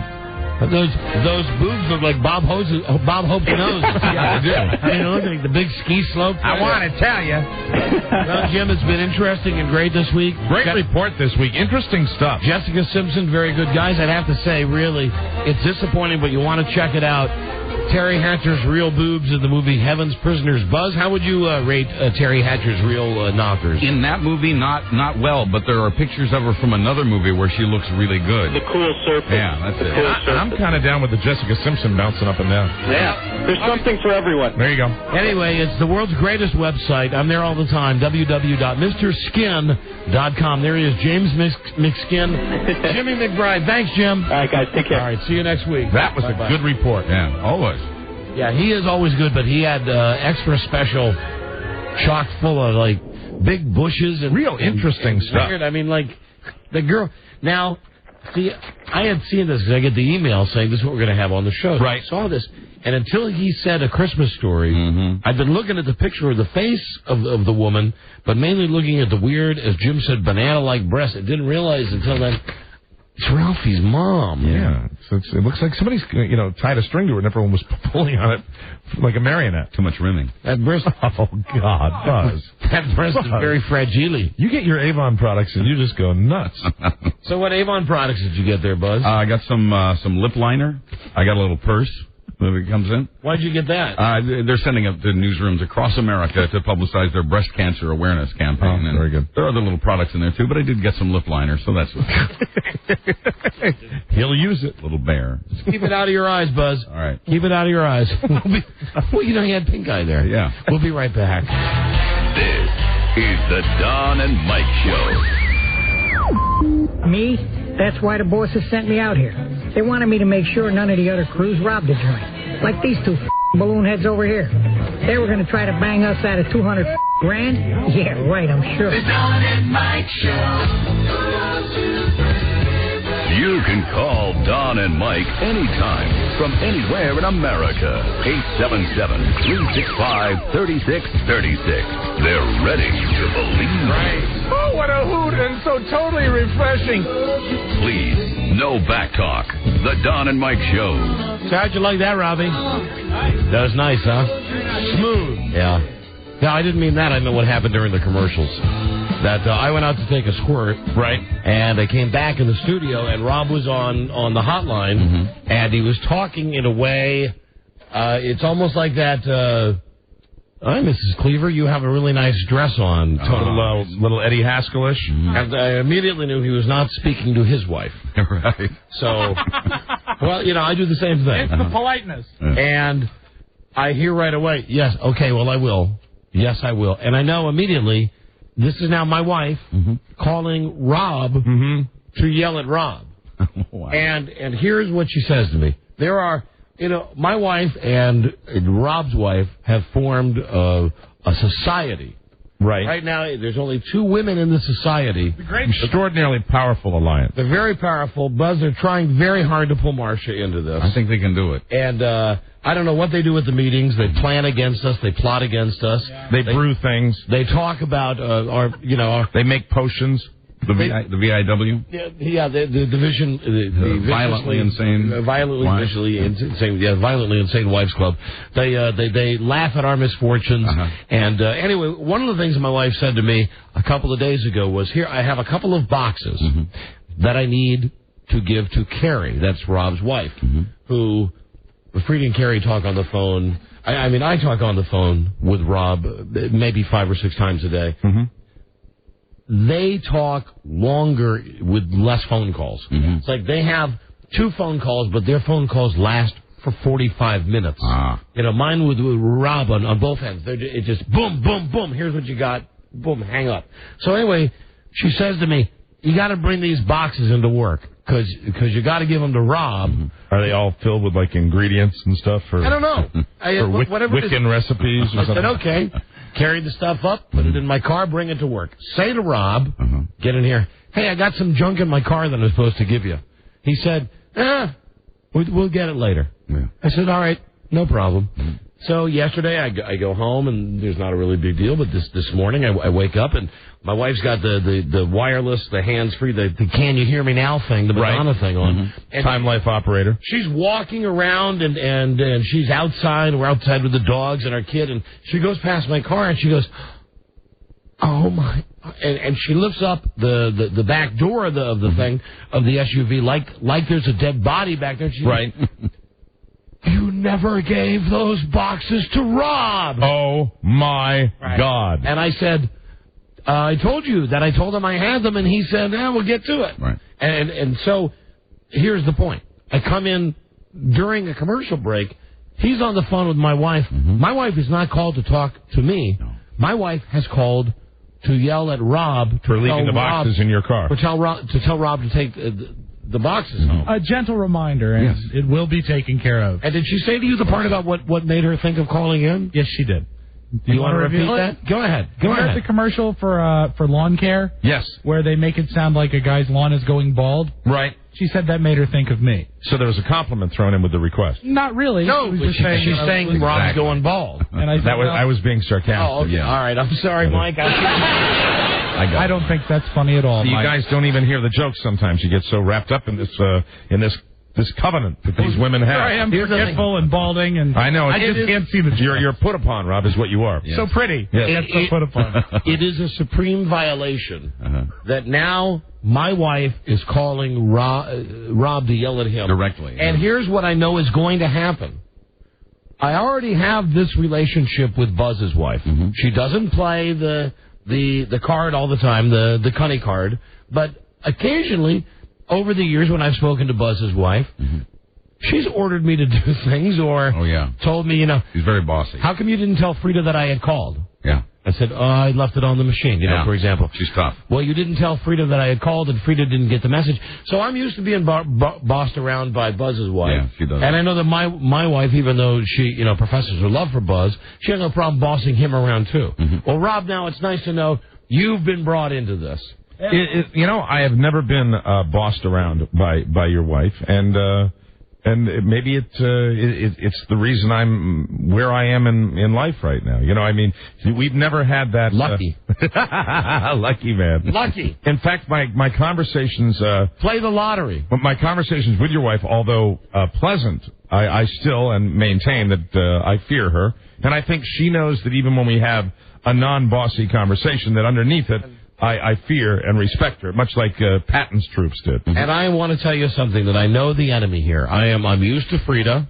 I love her more than anything. I'm also very fond of Buzz's wife, Marcia, and I'm used to her. I know that very soon the last invisible line is going to be crossed, and Rob's wife is going to call to yell at me. And that will be an amazing day. That way, and it's going to happen. You can put money on it. Eventually, yes. It will come when she experiences the realization that Freda is the boss. Right. That's true. And you remember, there's really no way to fight it. You just have to take it. With no offense to Rob's wife, there have been times she has never outright yelled at me, like my wife yelled at you, or like Buzz's wife has yelled at me. Right. But I will say this: Carrie has lectured me. Right. She has lectured me. And really? She has. Well, how out of character? She has. How terribly out of character. She has lectured me. Now, I know that I'm not getting the full-blown Rob A. lecture, the one that she would give you. You'd remember that. Hey, I have a question, because I'm the only unmarried guy now. Am I the fall guy, really? Do you still use me if something goes down? I mean, no. That doesn't happen like it used to, right? No. I'm already... I was going to tell you guys, feel free. Well, here's the deal. Because I don't have to worry about that anymore. Back in the day, when we would, go out and do our stuff and do the shows and get real drunk. Yeah, we did. Don and I did it to each other. It was always, and it was a... So was the other guy. Yeah, Don wanted to stay out. An unspoken rule between Mike and myself that when you got home, you would always say... It was the other guy's fault. Right. You couldn't leave your buddy. That's a great rule. And no matter how drunk you were, no matter how awful you were, no matter how many toilet bowls you broke, you always said, at least I always said, but Mike was like twice as drunk as I was. Right. And I'm sure you on me. Yeah, I said, hey, the reason is, I'm not going to leave Don when he's, when he wants the party to continue. And I used that many times when you left a good 2 hours before I did. And I would always say, Mike. Yeah, it's Mike's fault. Look, he's an animal. Can't leave him. I can't leave him. I just had to make sure he got into the cab okay. When meanwhile we would have parted company 5 hours earlier. Easily. No, but it's different. I'm telling you, and just watch it. Yeah. Just watch it. All of us. Any of you that are thinking about getting married and then staying married and having friends and becoming friends with those people. Just be very careful, because eventually they cross over all the lines. And I don't get any benefits of being married to Buzz's wife or being married to Rob's wife. Right. I'm beginning to truly enjoy my nomadic lifestyle. And they don't get any of the joys that I get, but we all share when they have their meetings. I'm at peace. Good. I truly am. Now you're happy. Now you're happy. But I know, I come from there, so I know the dangers. I know the minefields that you have to dance around sometimes. Hello, Don and Mike show. God, Mike, you missed the most important part. What? Now that they've formed an alliance for themselves, they're going to break up you and Robbie, too.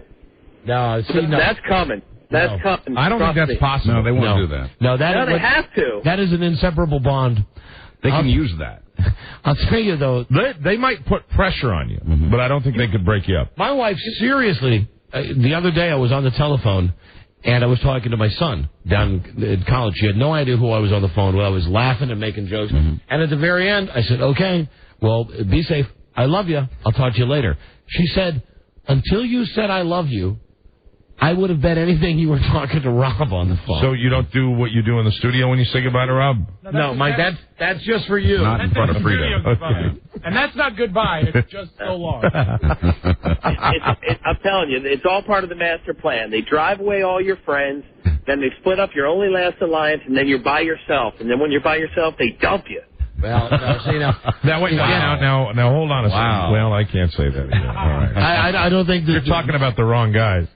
I don't think that we feel that way. I just know that it's some type of a violation of evolution that my wife is calling Rob to yell at him to get something out of my car that she made me bring in. Well, she knows the alliance that you have with Rob, and so she feels comfortable enough that you're kind of an extension. Yeah. Rob is kind of an extension of you. They use that, yeah. So Rob, and that is not good news because I think that maybe means you're going to be getting yelled at on a regular basis. That's true. But at least I'll get those boxes out of the car. Very well could happen.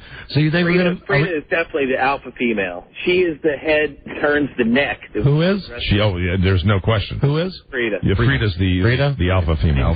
She's the Uber woman. Mm-hmm. Yep. So, do you think we're really going to do that today, Rob? What do you think? Oh, I think we will. You think so? Get the boxes? Yeah. You know, it might just be a statement, now that we've talked about it on the radio, if we didn't today. Well, yeah, I mean... You don't want that. I'll be honest. I think I'm very curious about the content of the boxes. I mean, nobody seems to want to say what's in the boxes, and I don't want to It's very simple. Nazi memorabilia. Has the kicking and the screaming, the muffled screaming stop from the boxes? My God, it's a human head. And I'd like to issue a thought is that if we choose to make a statement, maybe today's not the day. Okay, all right. Tells me that this man's already lost the battle at home today. Wow. You don't want to do that. You can lose a battle and win a war, you know. Boy, somebody's going to be getting those boxes out in the next commercial break. I'm going to zip them home, actually, before the end of the show. Hello. There you go. Don and Mike's show. Hello, Corey. Hello, how are you? We're doing great, thanks. You guys are the best. Thank you. Hey, I just wanted to tell you guys that... And hold on, Corey, let me just say, there's no way of interpreting that. When you say something like, you're the best, and Mike said, thanks, and I said, right, like, you've stated a fact. Yes. Well, I was kind of thinking about Hart, Heim, Feldman. So that's why I said thank you. I was really playing in my own mind the Corey game. All right. No fair then. Because you've given me like no chance to catch up here for playing if I would have to say Corey Dillon, Corey Schlesinger. Who's Corey Schlesinger? He is a fullback for the Detroit Lions. And Corey Dillon's a football player also. Plays for the Cincinnati Bengals. Yeah, but see, other than that, I'm tapped on Corey. Corey Feldman? No, Mike had Corey. See, I had Heim, Feldman, Hart. Corey Haim? When they were Corey Haim, they were around the same time. Mike had it. You say Haim, I say Haim. Are you listening? Are we listening to the same show, sir? What would you call us say? Oh, okay. Jesus. Me and my fiance. Christ. And you win. We're engaged, and my best friend is married to her sister. So that's Jesus, Mike, not Jesus. Sam Stanley. So what I'm saying is the King, the Savior, our Savior, the Chosen One. Here. Mary and Joseph. Okay, all right, yeah. Christ who died for our sins. Okay. And then we're playing the Jesus game. You've lapped me. H. Christ. That's a winner right there. That's a winner. Jesus H. Christ. Yeah, you were telling a story, sir. Yeah. That I'm engaged, and my best friend is married to my fiance's sister. So when I'll come right back. Put it in letter form. Hold on, just a second. Hi, Don and Mike show. Is this Don and Mike? Hold on, I want to talk to you, but I see we have a winner, a guy who's been waiting online now. We have 12, 18, 19 lines. We have a guy who has been waiting on hold for 1 hour, 16 minutes, and 30 seconds. We must go there to see what is so vital. Okay. Hello. Hello. You've been waiting for an hour 16. Yeah, I've been listening to you guys on my speakerphone. It's been pretty exciting. Okay. I got to listen to the WJFK commercials. What can we do for you? Oh, I'm totally off topic at this point, an hour and 16 minutes late. All I wanted to say was... Oh, no. Sorry about that. Oh, my God. Sorry, but, he said it himself. He was off topic. I think what he wanted to say was, go Red Sox. Hello, Don and Mike. Hello, Don and Mike. How are you? Patrick. Let's get back to Patrick. Hi, Patrick. How you guys doing? It's a long time. You guys used to be on WMEW, and unfortunately, you're no longer there. So the metro area waves suck in the evening hour. You guys have been years ago, Patrick, in our rearview mirror, my friend. You're sadly missed. Well, that station's going to turn around. Oh my God! Yeah. Oh, hold on. You know, we could do a whole break on that if you wanted. We really could. Yeah, you might want to call that a blink moment. But we got a real helper here on the phone. You know, the more women that get involved. We appreciate all of our listeners. We do. And I want you. No, go ahead, sir. Go ahead. So you appreciate us, and you abuse us all, rightfully so. No, go ahead. Make your point. Well, no, I was just saying. We appreciate all of our listeners, and we've been trying real hard to get more. Hey, go ahead. The more women that are involved with you guys. We have been trying. Okay, just think about it. Does that make it like to put more thought and effort into making this a happier show for everybody to listen to? With less arguing and just coming in and goofing around. We stayed with this caller. We'd probably get a little annoyed, and that's why we kind of took our microphones off. Are you still there? Hello, sir? Patrick. I think I am. Oh, very. Patrick, you got to keep going. We're just listening to you. Oh, I know. Can you put the ping pong going on? Something? The what? Can we put the what on? Patrick, what's happening here? What are you doing? He just hung up. Well. What I was going to say while we had the microphones turned down is that we're not going to yell at stupid people anymore. That's right.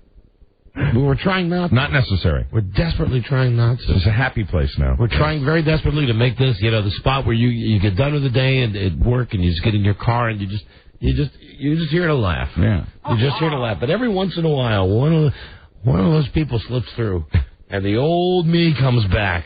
And we get right back on track with the HLJC. Which is? Happy Land Jolly Club. There you go. Hello, Don and Mike Show. Yes, hello. I'd like to apologize for that last caller by stating his mother's a whore. Thank you. All right, thank you. Bye-bye. Jesus thanks you. Hello, Don and Mike Show. And Jesus loves the little children. He does. In case you're wondering. All the children. The J-Man. He's just all right with me. Hello, Don and Mike Show. Hi. Hi there. Schwarzenegger. Hi. Okay. That's sampling Real Arnold, right? Yeah, it's a guy with a voice box thing. Schwarzenegger. What was that? Hi. First, I would like to just get to know you. Who are you? What's the matter? Was that a bad word? I don't think so. I've heard this sound card before. Is this Last Action Hero? First, I would like to just get to know you. Right, okay. Hello, Don and Mike Show. Hey, Don, you got it all wrong with this professional athletes today thing. Oh, now we're moving backwards again, but go ahead, very quickly. Yes, I can give you my argument with one word: steroids. These guys are bigger, they're faster, they're stronger, they're awesome. They're smarter, I'll tell you that. And they will always beat you. Warren Sapp would take one hit on Bart Starr. He'd go to pick up his helmet, his head still be in there. Okay. You keep thinking that, my friend. Mm-hmm. You keep thinking that. See, the problem is that if you want to get serious about it, Warren Sapp would have to get through Jerry Kramer, Fuzzy Thurston, Jim Ringo, Forrest Gregg, the great members of that Green Bay line. I don't necessarily know if Warren Sapp is great in today's watered-down NFL. And they'd be poking his eyes out, too. Yeah, wait a minute now. 15 years ago, there was maybe 10 guys who were over 300 pounds. Today there's over 200. Correct. These guys are huge. And that means exactly what the Denver Broncos have the smallest offensive line in football, yet have the top-ranked running game, something like 5 of the last 6 years. Well, because all of them are faster, too. I mean, all these guys are just the athletes. The level you're forgetting one very important concept that doesn't exist any longer. What's that? Biting. Thanks, guys. Right. They did back in the day. They bit. You would buy. You know, I'm going to go way back, but does anybody remember my man from your St. Louis Football Cardinals, Conrad Dobler? Conrad Dobler, known still to this day as the dirtiest player in the NFL. Was he the greatest? And you know, Deerdorf was right up next to him too. Yeah, but Deerdorf would always get away with it because he was always next to the worst player in football. Conrad Dobler, and those names. Yeah. You know, another great football name, an old one, Dyron Talbert. Yeah, for the Redskins and the Cowboys. These are guys that you would have seen in like a Stephen King Shawshank Redemption prison. Hello, Aaron. Last call here. Aaron. Hi, how you doing, Dynamite? We're doing very well, Aaron. Just for the record, Dan Dierdorf is an a-hole. I just want to talk about, you're talking about white women trying to break things up. Hold on. Why do you think Dan Dierdorf's an a-hole? Yeah. I mean, I'm not arguing the point, but why do you think? I couldn't stand him on Monday Night Football. I'm so glad he's gone. I didn't like him on Monday Night Football, but he was believe me, a very dirty player. Oh, he was a hell of a player. He was very dirty. I was talking about Monday Night Football-wise. He was just an a-hole. He was also one of those closet homosexuals, wasn't he? Yeah, I think he was. Well, the thing you need to keep in mind is there have been so many people on Monday Night Football that it's really been watered down. Before you say whatever you're going to say, where are you calling from? We'll give you a prize. I'm from Bel Air, Maryland. For the Constant Contest. Here you go. You've won the WWE pay-per-view, WWE No Mercy, live this Sunday. Enjoy your WWE No Mercy prize pack. Everybody call Cox Cable to order now. Digital customers enjoy using their easy digital remote. So like the wrestling and have a great time. Now, what can we do for you? Well, actually, I was going to talk about women breaking things up, but I think it's just too happy talking about how Dierdorf was an a-hole to talk about that anymore. All right, there you go. Right.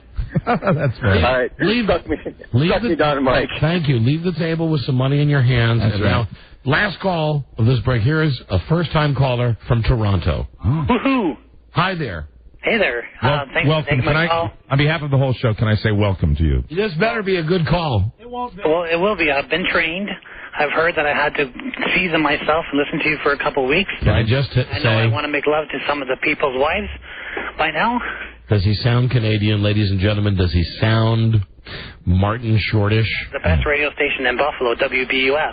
Oh. And they're the ones that put you guys on the radio for long. Now, so you're right for pledging your allegiance to an American radio station. He's talking about WBO, a fine affiliate in Buffalo, and he's also talking about how smart they were to put this show on. So far, it's very good. I don't think you're giving him a chance. Yeah. But what country do you live in? I live in Canada. Right. But now, Rob has come to the microphone, and it's the gang of two now. You have to beware. They're ready to pounce on you, sir. So whatever your point is, I'm going to give you a little help here, and just say it quickly. And before you do, I just want you to know that No, not fair. There's nothing I want more. Not fair. For this call to go well. If this goes well, who knows? It could turn me around. I'm the kind of cojones that can wear a New York Yankees baseball cap and say, I love the Boston Red Sox. See, Mike, he's from Canada. I tried. He's from Canada. Tell Gordon Lightfoot we said hi. That's Dan Murray. I guess they're too busy playing hockey. Brian Adams kicks ass, dude. I know there's some of these Canadians. Tell the underground to call. When is Glass Tiger coming back? As soon as they open up for Honeymoon Suite. Okay. If you're going to play this game. Now, is he good at this? Now, is Honeymoon Suites a Canadian group? They are. Then I'm going to have to go to Geddy Lee and Rush. Oh, my God. He got me with Larry Gowan. Larry who? Michael Myers is going to be the cat in the hat this fall. Mike Myers is Canadian. Yeah, he may go for Prime Minister. If Arnold's going to be governor, why not Mike Myers for Prime Minister? Having a little Canadian talk here. Yeah, All right, thank you. All right, Ben. Thanks, pal. See you later. Bye-bye. There you go. See, he really was a foreigner, wasn't he? Yeah. We got a nationwide show. That's Canada. He was trying awfully hard. So that's Mexico with nicer buildings. Really, that's what it is. We'll be right back, everybody. This is the Don and Mike Show. So keep watching Jeopardy 24 hours a day and call this number. You dumb son of a bitch. You don't watch it 24 hours a day. Hi, I'm Alex Trebek, and son of a bitch. Huh? Wait. Run that by me again. I don't understand that. I didn't pause. All right, let's start cutting. There's a daily cash prize of $1,000 and dollars.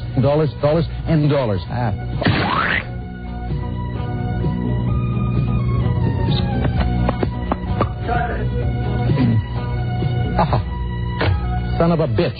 Somebody going to tell me why? Here's a little hint. Pick up. Take one. $25,000. It's all on the same tape. How are they going to lose it? $25,000, $50,000, $25,000, $50,000, $100,000, dollars. Oh, I'm not quite ready, so I'm going to do it now. Dollars. It's for you. No. Call now and play. Phone Jeopardy. You.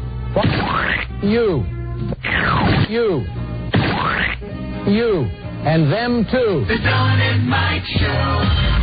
Hi, everyone. This is Alex Trebek. Listening to Don Geronimo and Mike O'Mara is really putting yourself in jeopardy. So I never do it. A lifestyle-oriented program. The Don and Mike Show. All right, now we got a relatively short break here, so we can have long breaks to play a new game in a second, and then get to Buzz's news and comments. So, and incidentally, boxes have been moved. Oh, good. That's what you guys were doing during the break? From car to car, yes. The best. Yes. Were they heavy? Yes. Terribly heavy, Mike. Back-breaking work, was it? My back is in awful shape, and Rob's got calluses. I want to say that we have cabbage. Mm-hmm. If Wilma is listening, the little blues cabbage. Please put the little blues in my Cohiba box. Cabbage need 300 to 400 for weekend. Where are you? Need cabbage now. Need to see you. Have you gotten email? Meet you at Denny's. Have cabbage. Cabbage ready. Cabbage is in box. Will replace with baggie with blue pills. Cabbage. So here's what we go. We have a short break, and I have a variety of topics. Let me see. I've still got that Texas Hold'em phone number from the sign that was up. If you want to play high-stakes Texas Hold'em. That's scary. We do have people who have sent us things on CD. We have another disc jockey tape to listen to, right? Which makes a total of 2. We have some guy who's written a Rush Limbaugh parody song. Oh, no. Yeah, already? That started already. We also have something from formerly known as Elvis Chicken. The guy is now known as, or the bird is now known as Outer Space Chicken. And we Outer Space Chicken with cabbage. We have all of that to get through, to get to, plus prison mail. God, I mean, really, it's a great spot to be in. We've got Is the prison mail starting to pour in now that we've been spotlighting it a little bit? Yep, we've got 1, 2, 3 editions of prison mail today. I just love me the prison mail. I know you do, but I'm going to go. Here's what I'm thinking, because I was just down in the garage with Rob, loading boxes from my car to his car. I brought this up a couple days ago. I want to just throw it out. Let's say you work with a guy, and the guy we're talking about does not work here at the radio station. Mm-hmm. Let's say that you work with a guy who's blessed enough to have just money that, I mean, when, he tinkles nickels. Wow. That's money. He S's quarters. Wow. I mean, when he gets diarrhea, watch out, because it's like pennies, nickels, dimes, and quarters. It's like a slot machine paying off. And here's how you know a guy's got too much money. All right. And not that you can ever have enough, but when you have a classic car, you're getting into the area where you've got enough money. Mm-hmm. Now, if you've got more than one classic car, and I know I brought this up a couple days ago, so bear with me. Where are you going with this? More power to you. Uh-huh. Let's say you've got upwards of 4 classic cars. Okay. And you're not content just to take them out on Saturdays when most dicks with really expensive over the top. You don't like the classic cars, do you? No, Mike, I do. I am a fan of the classic cars. I am not a fan of an individual that has, by my last count, 5. Is it the same guy that's got all 5, or is it 2 guys that maybe combine? Well, they're always in the same parking spot. Because the little guy was here today. Mm-hmm. Well, even then that's looking strange, like dressed almost like a gang guy. Then that's weird. Okay, well, either way, even if it's 2 guys who work in some fictional place that we're making up right now. Right.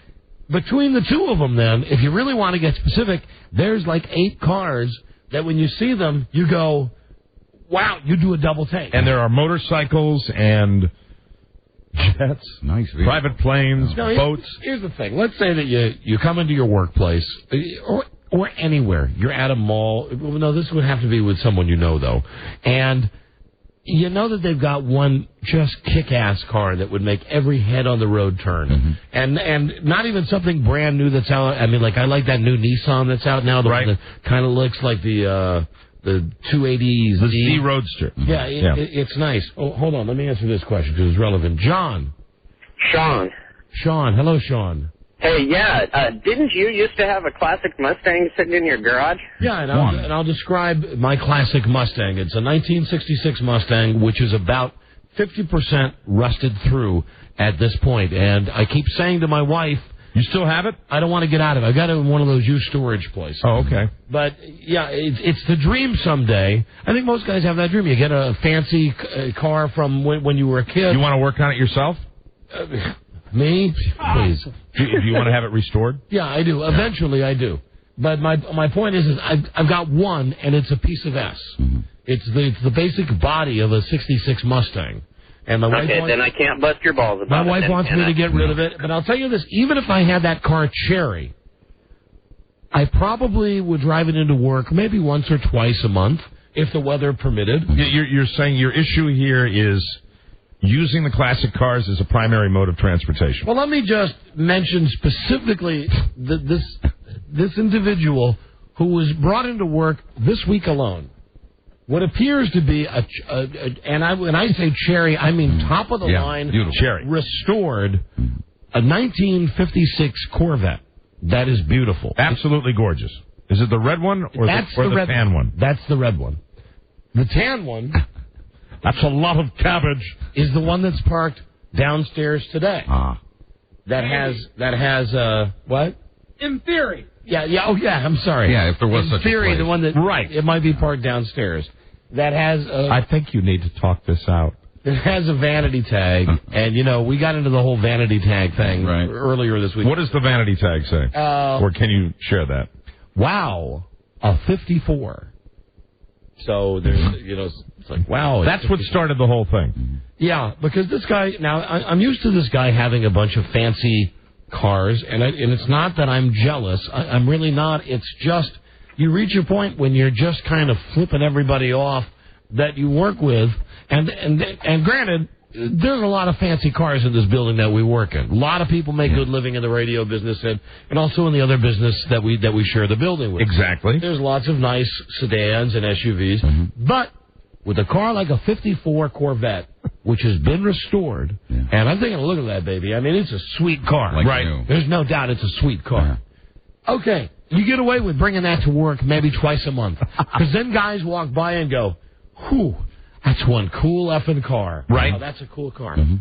But let me tell you, you come in the third day, it's Wednesday, you come in on the third day, and you see another one, and then you come in the next day, and you see a newer luxury car, but it's been totally armor-rolled. Sure.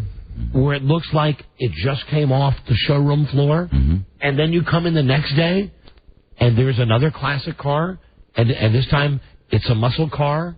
It's like what is your solution? What do you feel needs to be done? He's got to limit it. He's got to limit the amount that he's throwing in. 1 or 2 days a week, he has to show up to work in a Yugo. He can have his normal, regular, rich guy car. But don't throw it in our faces every day. And maybe I'm the only one reacting this way when I come in and go, and yeah, part of it is jealousy. Because they're beautiful cars. But you just go, that's a guy that's just asking for somebody to come by and take a dump in the front seat of the car. He changes cars like we change socks. Yes. Yeah. And no classic cars September through April. Do you feel that he is somehow insulting others in the building? I believe so. I believe so. How else could you, if you? I don't think he's that kind of guy. But if you were lucky enough to wake up in the morning and go, what am I going to take in today? Let's see, I've got my 68 Camaro, fully restored. I've got my 72 Pontiac GTO. I've got my 54 Stingray. I got my 56 Stingray. I have my 04 Jaguar. I've got my Bentley, whatever various type of car the guy has. Just drive one into work. All the other ones, drive around on the weekend. Get your jerk on. Have a great time. I've always wanted to have a weekend car. Well, like a car, like a classic car. Sensible. Yeah, and most I just never thought that they were worth the investment. And I guess, no classic car September through April. Once we hit September, slow it down on the classic. Put them in the garage, put a tarp over them. Correct. And just keep them. Correct. And would you like me to deliver that message? No. Oh, no. I don't want this brought up to the imaginary guy. I'm on good speaking terms with him. I don't want. I just want to say there's a part of me, and seems to be quite a scuttlebutt. And maybe it's me, but I get pissed off when I walk by every day and I see one of those. Just another. What could he do to make it right? Stop parading them in front of us. How about let you have it for the weekend? No, I don't want it for the weekend. Just stop parading it every day. Don't flaunt it. Be humble. Maybe. Thank you, Buzz. That's it. You know what I mean? Even if it's a once a week rotation. I'm not aware of this. I know he parks his classic cars, but I'm not aware that this has been under your skin for so long. It has been for a while. This is really pissing you off. It is, and I don't know why. Maybe some of it is just plain out. He is not. There's not one guy though, because when you mentioned the muscle car, I think the muscle car belongs to the other guy. Okay. The little guy. Theoretically, if this was really taking place here, does it bother you that these cars are coming to a place of business and these are like play cars? Can't we call him and ask him how many he has? Can't we put this all out on the table? I think in our new spirit of cooperation and goodness, Glasnost. I think it's a good idea to call him. Someone, we can set it up for tomorrow's show. But I wouldn't mind having the but I think he not is, confrontation. No, he is a nice person. Just a conversation. He is. I know. He is. You are the monger. What? You are evil. You want him to be evil, don't you? Here's Charlie. Hi, Charlie. What if theoretically in a business that shared the building with us, they were two brothers, and they were two different owners of the cars? All right. Well, I think Mike brought that up. Well, now you're talking about three guys then. Because it could be three because the one little guy leaves his here all the time. Huh. Yeah, he leaves the one with the tarp on. Yeah, there's always one classic car like the Batmobile that has the tarp over it. That's the guy that's pooing money. Yes, he is. Big time. Do you want to get mad? No, I'm not mad about any. I don't begrudge anybody what they make. Do you see how young he is? What is he, like 31? Yeah. I don't begrudge anybody whatever they make. Doesn't work. He doesn't work. Are you aware? Do you want to get really mad? Listen, let me speak to today's young audience. Okay. What it is it's too much bling bling. All right, come in. Hey. Bob, my man, Bob. A theoretical man. My man, Bob. Walked into the studio. A theoretical man. It's too much bling bling. That's what it is. And here he comes. Here comes Bob. All right. Now, Bob is also a listener of the show. Apparently. I didn't want. Bob, how are you? I didn't want it to go like this, Bob Skin. I didn't want it to go like this. Have a seat. All right. Have a seat. And I promise I won't impersonate you until you leave. Liar. All right, Bob, how many classic cars do you own? 2. All right, you have 2. Okay, how many does the other guy have? 1. How many does the other guy have? What's that? What? A little closer to the microphone. The little guy has a 69 Cutlass. Okay. The little guy has a little guy. I like it when you say the little guy. And correct me if I'm wrong, the little guy doesn't really work anymore, right? No. But he still comes here and parks his cars here, though. Yeah, he parks his car because he owns the building. Right. Yeah. So you own 2 Corvettes. The 2 Corvettes. And you also have the nice fancy new car that has the vanity tag about one of your hobbies. Right. Is that one yours? Okay. And you've always got that one nice and armor rolled up and look like you never drive it. Were you aware, Bob, that this was just killing Don as much as it was? Don, if he wants the kids to the car and drive it. No, I don't. Listen, here's the thing. It's a new Corvette! here's what I'm thinking. Just think about those of us. Okay, turn that off. Think about those of us that don't have. It's a new Corvette! Those of us that don't have the matching Corvettes. Think about us. We come in, I walk past that car and I go, Christ, that's like a guy going, F you, I got it. Yeah. Don, start a title company. I'm all for the American dream. I'm all for going out and getting whatever you can get, Bob. Start a title company. I really am. But I just have to tell you, my opinion, kind of a dick move to bring the two matching cars on matching days of the week, on Tuesday and Wednesday. It's your passion, Bob? You love them, don't you? I do. Yeah. I didn't intend to keep them both. I was going to, the 54 is the one I always wanted. When I got that one, my intention was to sell the other one. Mm-hmm. But I'm kind of enjoying them both. And the reason, and let's be honest, you like bringing them to work because it's fun to show off, isn't it? It's beautiful, yeah. And that's what I hate. That's it right there. You know, in a way, we've just gotten it all on the table, but nothing's really been solved. No. But I'm enjoying it. Listen, as I was saying when I was speaking to my hip-hop listeners, Bob, B-Man, he likes to show the bling-bling. Right. He likes to show the bling-bling, and he does it via his very... They are beautiful cars. Beautiful. I'm extremely jealous of them, make no bones about it. But if I was lucky enough to have them, this would be the last place I would bring them. Just because I would be afraid that people might have the reaction I'm having. The pseudo, just beneath the surface, violent reaction that you're having right now. That prick. God. Just with your nice cars. It's not enough that you have them. You gotta... You would agree that Bob here is a nice man. Oh, he's the furthest from a prick in this room. Nicer guy you will not meet. I agree. But there's nothing that would change your mind on this at all. You stand by your point. No, I do. And only has two. And Bob, you will probably continue to bring your... Not anymore. I'm going to respect Don. I'm not going to drive him here anymore. Oh, wow. Now I feel bad. No, don't stop on my account. Will you ever buy another? Is two enough? Rob, look at Rob. Rob's working you. Rob, be careful of Rob, Bob. Yeah. No, I'm just... You're in our little environment now, and he's a very dangerous man. Is two enough? Yes. I mean, do you need more? Do you need another car? Maybe not a Corvette. Something else? The garage. Now, Buzz, how do you line up on this? Well, now that he only has two, it doesn't bother me nearly as much. But I think it's wise to maybe just drive one classic car here. Have maybe you ever once noticed? A week. Have you ever noticed the Corvette or his other fancy car when you go by? Every day, yeah. It's right there by the door. Isn't there a giant sign that just says resentment when you walk past, where you just go past and you go, "What? Look at that." Mm-hmm. I guess I adjusted to that a long time ago. Well, Bob, you're a good sport for coming. Aren't you going to ask me my opinion? It doesn't matter because your opinion will be the opposite of whatever mine is. No, not always. No, especially today with the Red Sox and everything. No. This is the perfect opportunity for Mike to be the everyman friend again. Look, there's Mike, the voice of sanity. Don't you turn on me, mister. I'm not turning on you.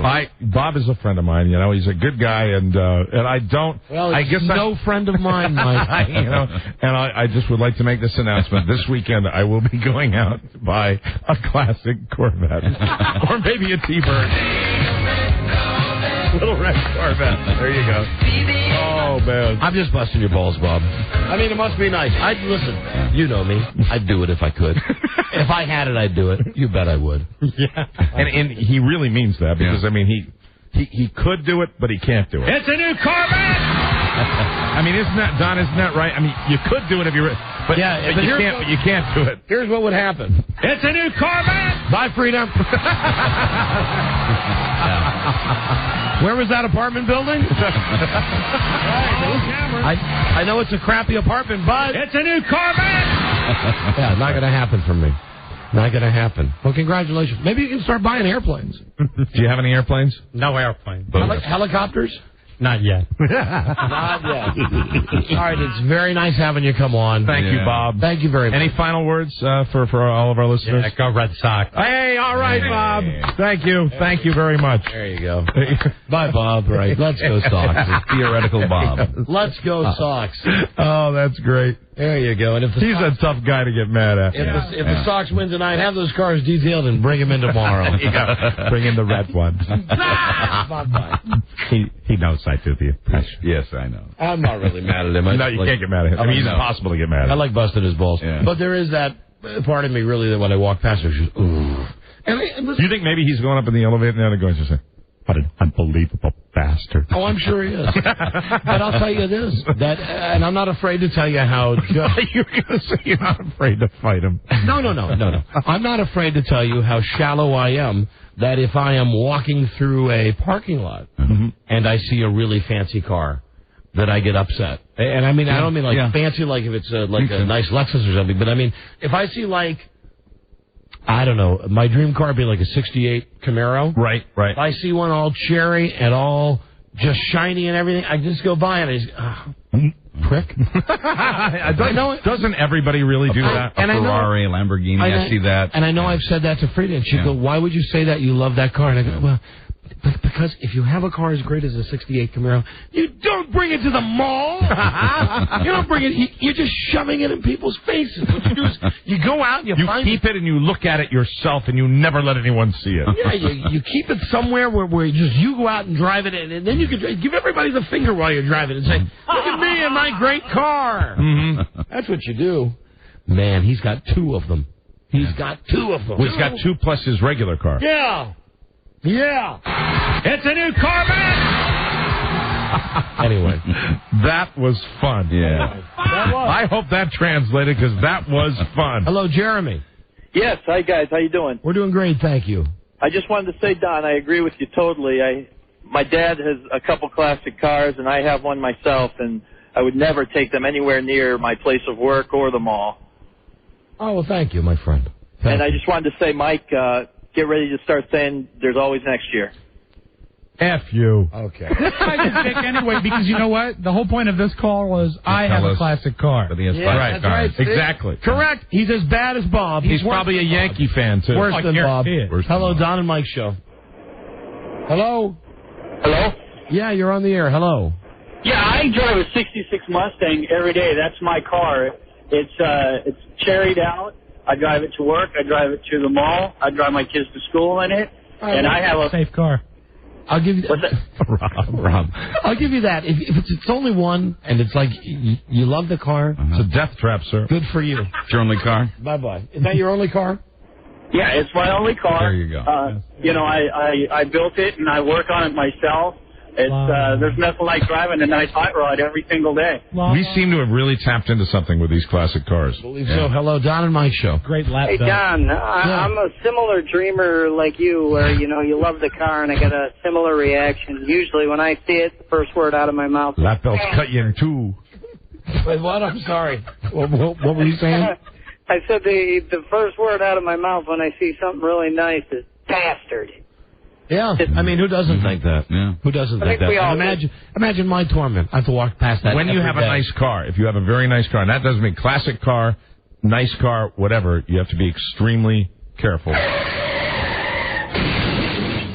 People will hate you. Mm-hmm. You remember years ago when I had my fancy car that one time, and I was behind a truck, and I got into an argument with this guy, and he opened the door, and he dropped a lead pipe out of the door on the Woodrow Wilson Bridge. Wow. And it came within 6 inches of the windshield. Wow. It flew right over the top of the car. Yeah. There you go. Because I'm sure he was going, bastard. Danny, I sold the car the next day. Last call, Danny. We got a break here.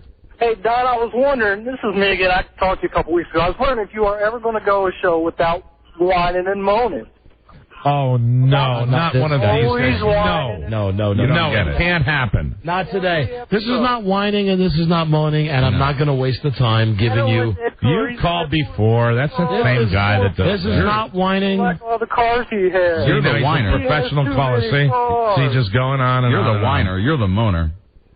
I may moan, but I'm tired of listening to this. But what are you doing? What are you doing right now? What am I listening to you for? I love What are you doing? What are you doing right now? What are you doing right now? Listening to y'all. No, you're calling and whining and moaning. Yeah. And we have really not done a lot of whining and moaning. I'm not going to whine. Hey, you don't like it, do you? You don't like me whining and moaning, do you? No, we don't like. I tell you what, Danny, and this is part of the new me that I have now. Danny at area code 571244. So you know I have the number. I'm not going to give it out on the air. What I'm going to do, Danny, is go to break. There's the nervous laugh. And Danny, I'm going to speak to you off the air. That's the new strategy. That's our new strategy. So, Danny, we'll see who's got the cojones. Why don't you stay on, and I'll talk to you during the commercials off the radio. Danny, what do you think? Are you up for that? Because we're really not into arguing. Danny, turn your radio down. Okay, let's go. Because we're really not into arguing with people, especially like you guys that just want to bust balls. Oh, okay. Okay, so hold on, and I'll have a very nice conversation with you off the air. Yes, sir. Okay. Very good. You got it. Thanks. Now he's being put on hold. There he is. During the commercial break, so there'll be a little roast Danny. I'm going to talk to Danny, but... Danny. You know, listen, I'm all for arguing on the show if it's naturally occurring. Right. But he's called before. Oh, you know he has. Yeah, and, you know he has. Yes. Danny. I'll tell you what I'd like to do, Danny, the classic Corvette, and run you over. You know, during the commercial break, why don't you let me speak with him? Okay. Hello, Danny. You got? Oh, what are you looking for, Rob? We got a break. All right, go ahead. What are you looking? Oh,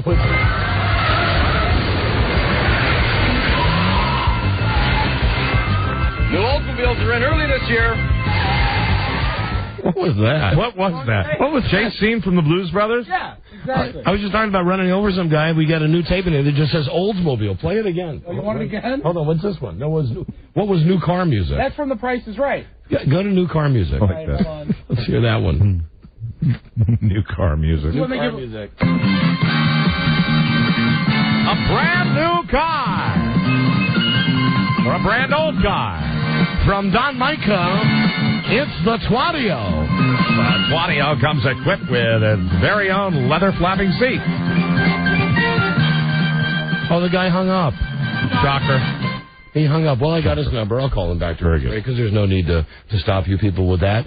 Listen, when we come back, what are we we're going to set up a new game called Answer One Question. Answer one question. We'll set it up in just a second. I'm sorry, Todd. I won't drive the cars to work anymore. So, Bob, it's not you. I'm not mad at you. I'm mad at the dirt. I'm not mad at anybody. I just want you to know. Yeah. I sound all innocent, like a very innocent man, but I'm a successful business owner. I'm going to have you killed. We'll be right back. This is the Don and Mike Show. Why'd I get mixed up with that bitch? Because she got a great ass. And you got your head all the way up it. Jesus. Ferocious, aren't I? When I think of asses, woman's ass, something comes out of me. The Don and Mike Show. You can call Don and Mike anytime from anywhere in America. 877-365-3636. They're ready to believe you. Yeah. Hold on. This is something. Give me a second here. This is ghetto-licious. This is ghetto-licious. There it is. They will make your ovaries rock hard. Don and Mike. All right. The great ass tape was playing too, but Al Pacino likes to interrupt. Warren Sapp is not on the telephone. Good. Baby's mama, daddy, Robert Mailman was just on the telephone. What was he? Was he angry? I don't. It just said. What did it say on the screen, Rob? It said surgery. Back surgery for Robert Mailman. Oh dear. But the call. Hope he's okay. The call has fallen off the screen. So let's see. CDs. I got CDs from listeners. Oh, you know what? Maybe if Robert calls back, we can set up this game. Okay, here's a thought for a new game. All right. This new game is called Answer One Question. Now, here's the deal. It's kind of like all the other games we play. Everything really is, but it's a different twist. Let's say that there's someone in your life who has a question, and you are just dying to know the answer to that question. Again, I'll use myself as an example. I already know the answer to this, but I'll toss it out because it was a question that bothered me for years.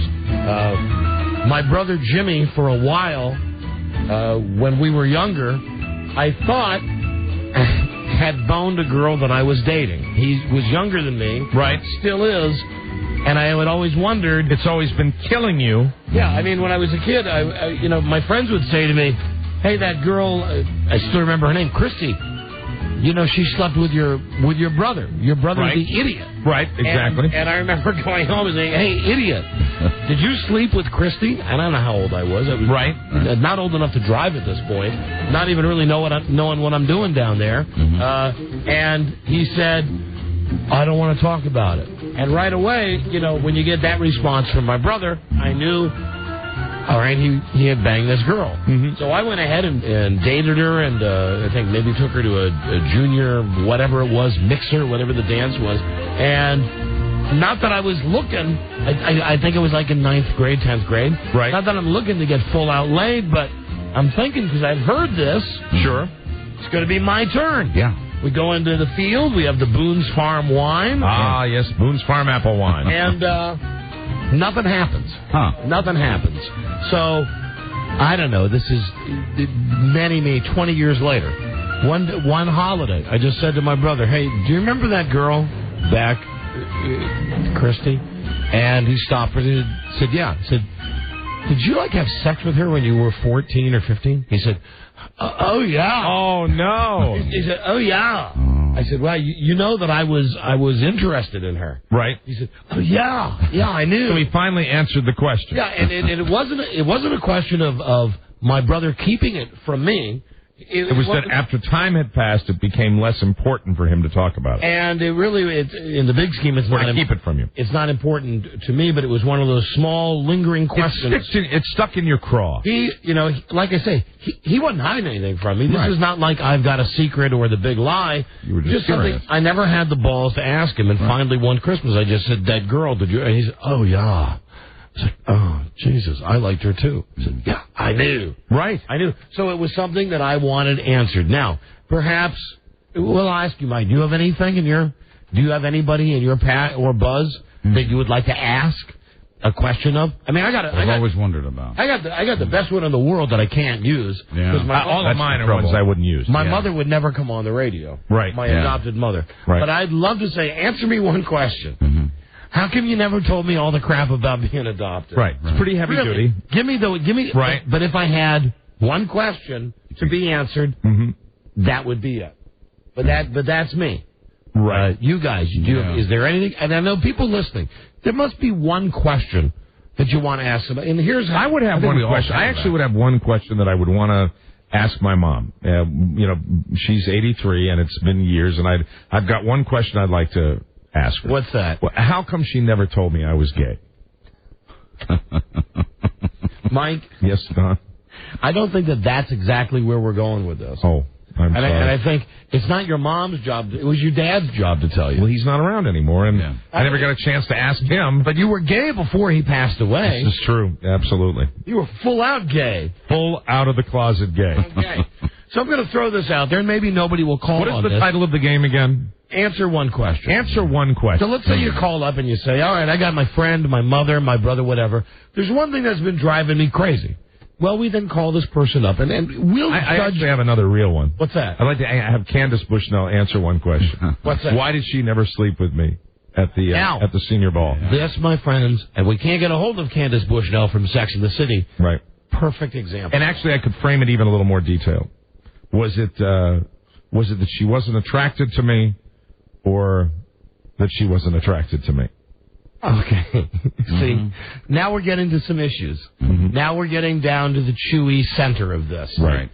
So I say to you, our listeners, who at this moment, well, no, I was going to say are not calling, but the phones are ringing. If you have a question, now part of this is we got to call and get the other person's permission. Tell them that they have to come on the air. To put them on the air. And there's no guarantee that they're going to answer the question that you're asking. True. But at least you're taking the step of asking the question. And the best question wins, that we deem the best one, the one that's the most interesting, juicy, what have you. Right. Or whatnot. Correct. Yeah. Right. So, call us at 877-365-3636. I've taken a tremendous amount of time to explain this, and maybe it won't even work. I think it will. But I think there are people out there who have questions. And listen, the good part for us will be, even if the person doesn't want to answer the question, if you simply get that person in a public forum and you were to say, you're finally able to say, why didn't you sleep with me? Yes. Why didn't you buy me underwear when I was a child, or whatever the question? Why did you throw that body in the river? In the river. Hello, Don and Mike show. Hello. Hello, are you calling for this bit? Yes, I am. I got the greatest question I've been dying to ask my mom. What is it? Has she had three-way sex?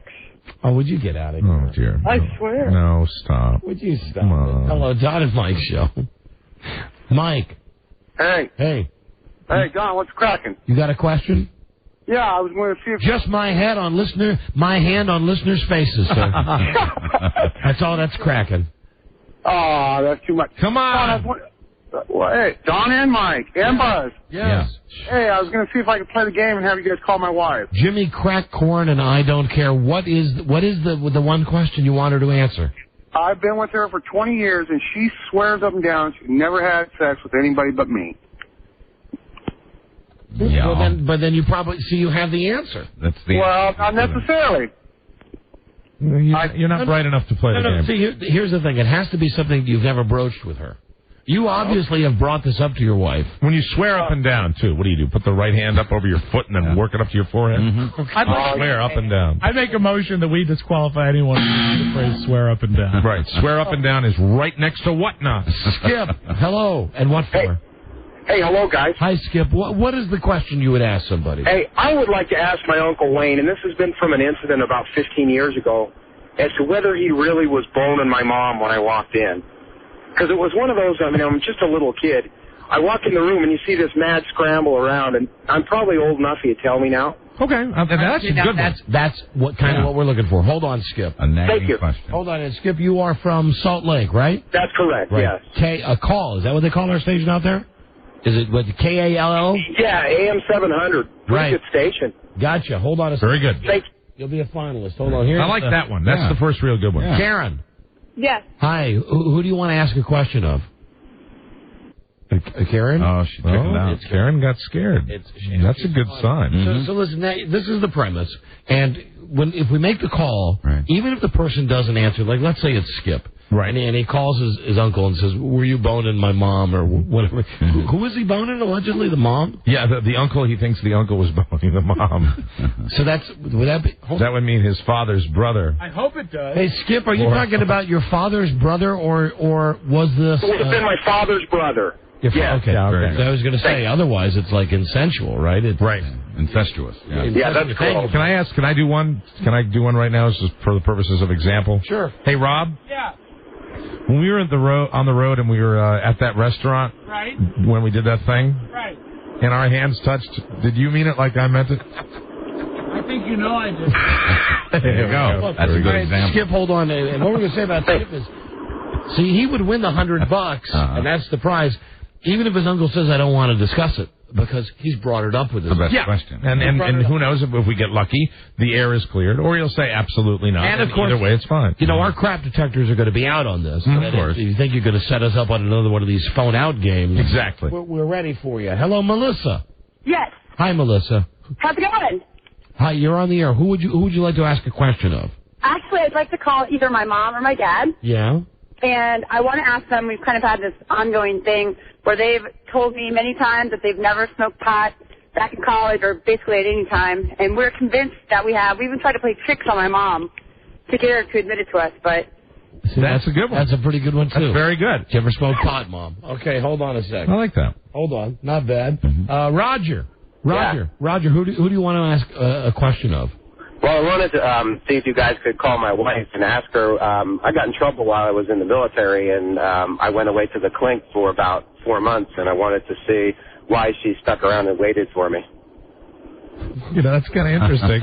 I'll be honest. I mean, won't her answer be? Because I love you, honey. Yeah. Well, no, I don't think that's what it would be, but... What do you think the answer would be? Well, she didn't even want to date me. So she stuck around and waited, and I got back, and she married me, so... Now, wait, hold on. What did you get put in the brig for? It could be drugs. It could be drugs. Could be drugs. Was. Okay, so it was drugs. So you're in the clink for 4 months, and then she married you after you got out of the clink? Well, she married me so she could get the money from the military, because they pay BAQ when you live off base. So sounds like you've already had your question answered. Well, then we got married a year later for real. So and I she don't didn't even understand. date him before that. Yeah, she didn't like me. So your question for her is? Why did you wait the 4 months? And, of course, she could have gone and left me. And I have a question. Yeah. Why did they let you out of the brig? Yeah, I know. We're gonna throw you back. Thank you, though. Sorry, Roger, that will have to go unanswered. Thank you for your service to our country. Roger out. Roger, the human shield. We'll break and come back. We'll pick one of these and make the call. So keep calling. This is the Don and Mike Show. I'm going steady, and I French kiss. Well, everybody does that. Yeah, but Daddy says I'm the best at it. The Don and Mike Show. Shut up, fat ass. Here's Don and Mike.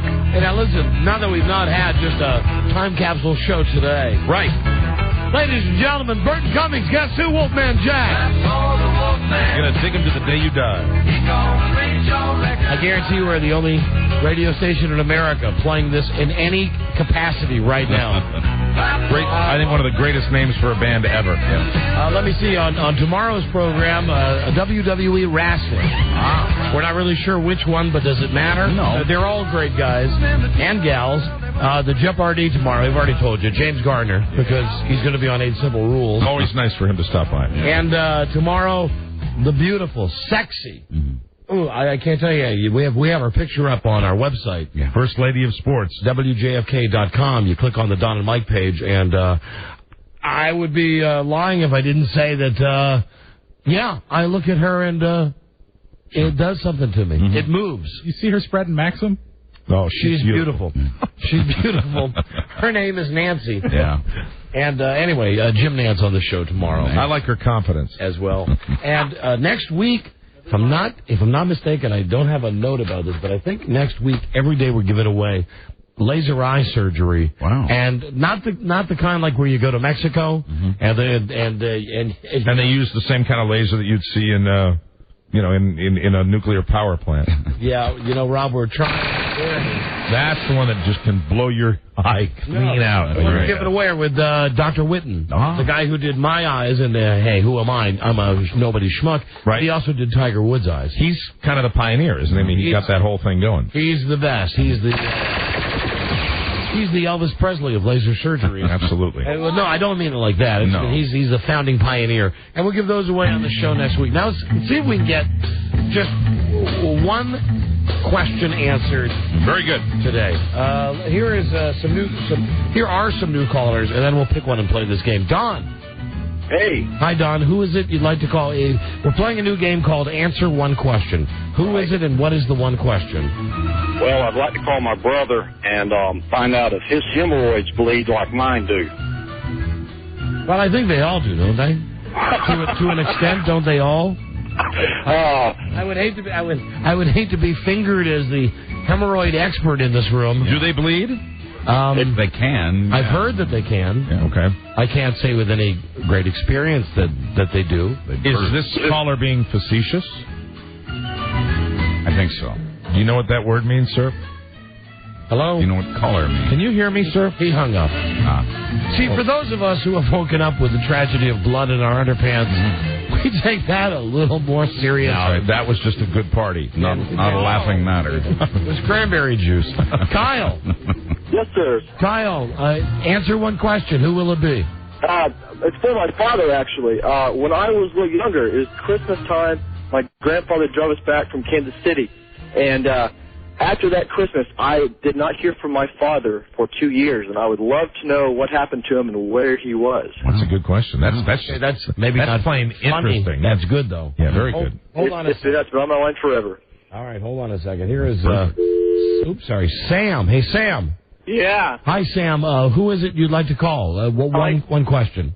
I like to call my friend Richard and ask him if he remembers when we used to sleep in the same bed before I was out of the closet. When he wrestled around in bed while he was sleeping, if he was really awake and caught me ever doing anything with him or to myself. Did you ever do stuff to him? I didn't I did. I touched, but I didn't do anything like You touched him. How old were you? How old? 18. So you touched him. And yeah. What did he do when you touched him? Well, he just stayed there for a while, and then once it started getting a little, and he'd turn over or move the sheets or something like that. How was he ever in a state of excitement? Not that I ever remember. He almost did, but that's when he turned around. Where were you touching him? Down in the private. Front or back? Front or back? Front. Front, and nothing was happening? He was not getting... Well, not immediately, but it took a few minutes, and then... No, wait a minute, hold on. You're 18. And you're laying... What, he was pretending he was asleep, but you were touching his thing? No, he was asleep. Well, I thought he was asleep. I don't know. So you want to find out if he was faking it? Because, I mean, usually if somebody touches your thing, you're going to wake up. Right. All right, hold on there. I think... Because I always wake up when I touch mine. We got a finalist there. Yeah. What's his first name? His first name is Richard. And he's the same age as you? No, he's actually about 5 years older than me. All right, so... Richard, don't hide from your feelings. If I'm going to call this guy and ask him to play Answer One Question, I'm going to have to tell him that it's about an event when he was 18, when he was in bed with a guy named Sam. Ask him if he knows Sam, and Sam's got a question. All right. That's fine. All right. When Sam was 18. Hold on, please. Hold on a second. Okay, we'll start there. Richard? Let me see. Sam. Oh, friend. A touchy friend. That's good. Smoke. Outstanding. Let me just see.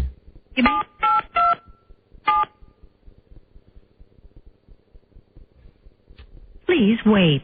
Easy and convenient. Please wait. All right, hold on. Now I got to pick up the phone to talk to the guy here.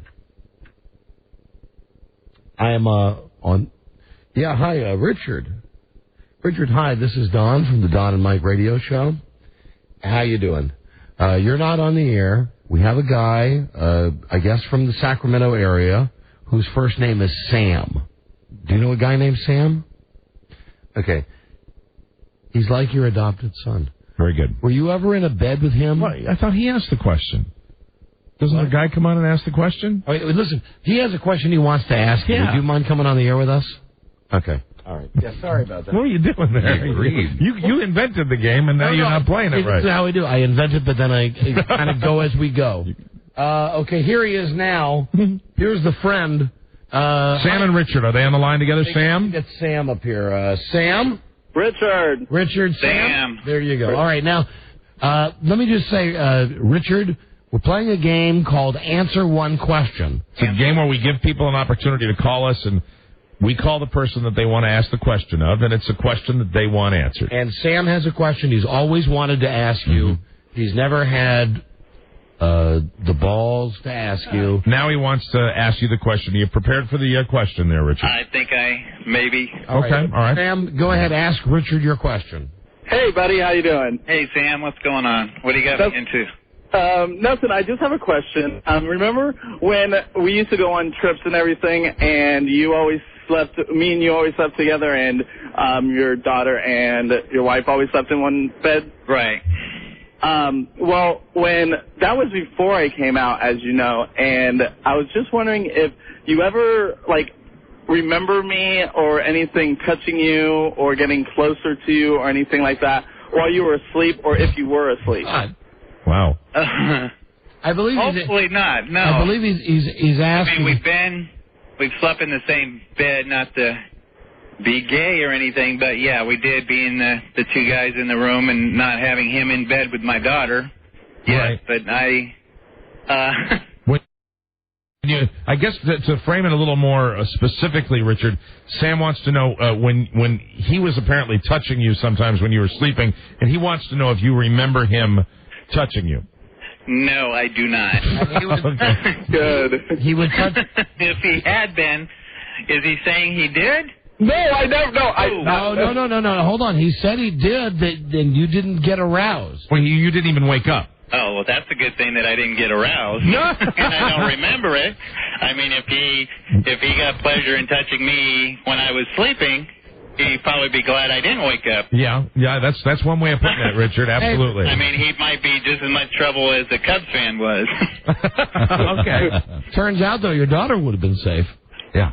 Well, now that he's come out, that was a good thing. I guess you didn't know that at the time. Did you? At the time, no. Hey, Richard, did you kind of think that maybe Sam was... Absolutely not. Really? I mean, Sam? he was kind of the guy that got all the girls, but, never did go out on dates with them. Oh, okay, all right. Sam, when you touched Richard when he was sleeping, did you touch his B's?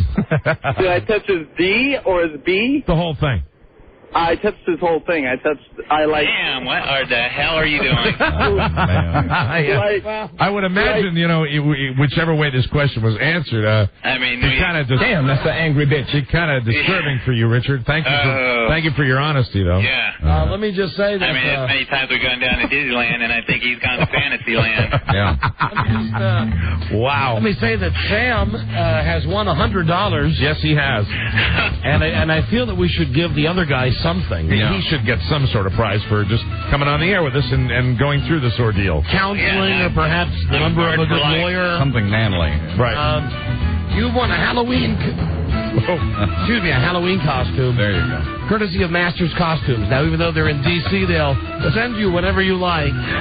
Probably not the perfect prize for this contest, but find the nearest one. Go to Masters Costumes. They have a condom head or something I can wear. If Sam comes over to my house again.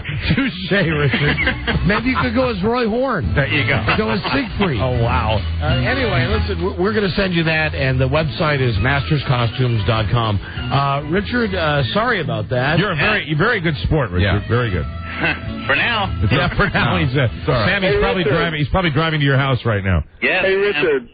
I hope. Tell me you love me. I hope we can still be friends and everything. I just hope that it's all good. Yeah, I hope we can be friends, even though when we were 18, when we laid in the same bed together, I played with your D&Ds while you were sleeping. I hope we can still be friends. Thanks for that info. Good times, good times. Those were the days, eh? Yes, sir. Under the stars. Hey, Richard, I have one more thing. Uh-oh. I love you, man. Oh, yeah. Oh, my God. Like a man or like a woman? Well, I love you like stop right there, okay? Okay, that's good. Okay, that's fine. Way to go. Stop here. Could be a good thing. I think that worked very well, having Richard as the recipient of that call. Thank you, Richard. Yeah. Thanks, guys. I hope you're not scarred. Remember, no last names are used. Right, absolutely. And appreciate that. There was no addresses on a website. Yeah, don't worry about it. No, don't worry about it. Thanks, Richard. Thank you very much. Don't worry. And besides Richard, if it was if it was me, and oh my God, if it was me, I'd get a gun right now. But if it was me, I'd be looking under L in the phone book. Something happens, they can't come back to me. There you go. And you can do the whole Roseanne thing now. You've got the repressed memory. Yeah, well, he'll have to deal. I hope you guys can remain friends. Kind of grab that and spit. Is that what you're saying? All right, it's funny. Sam, thank you for listening.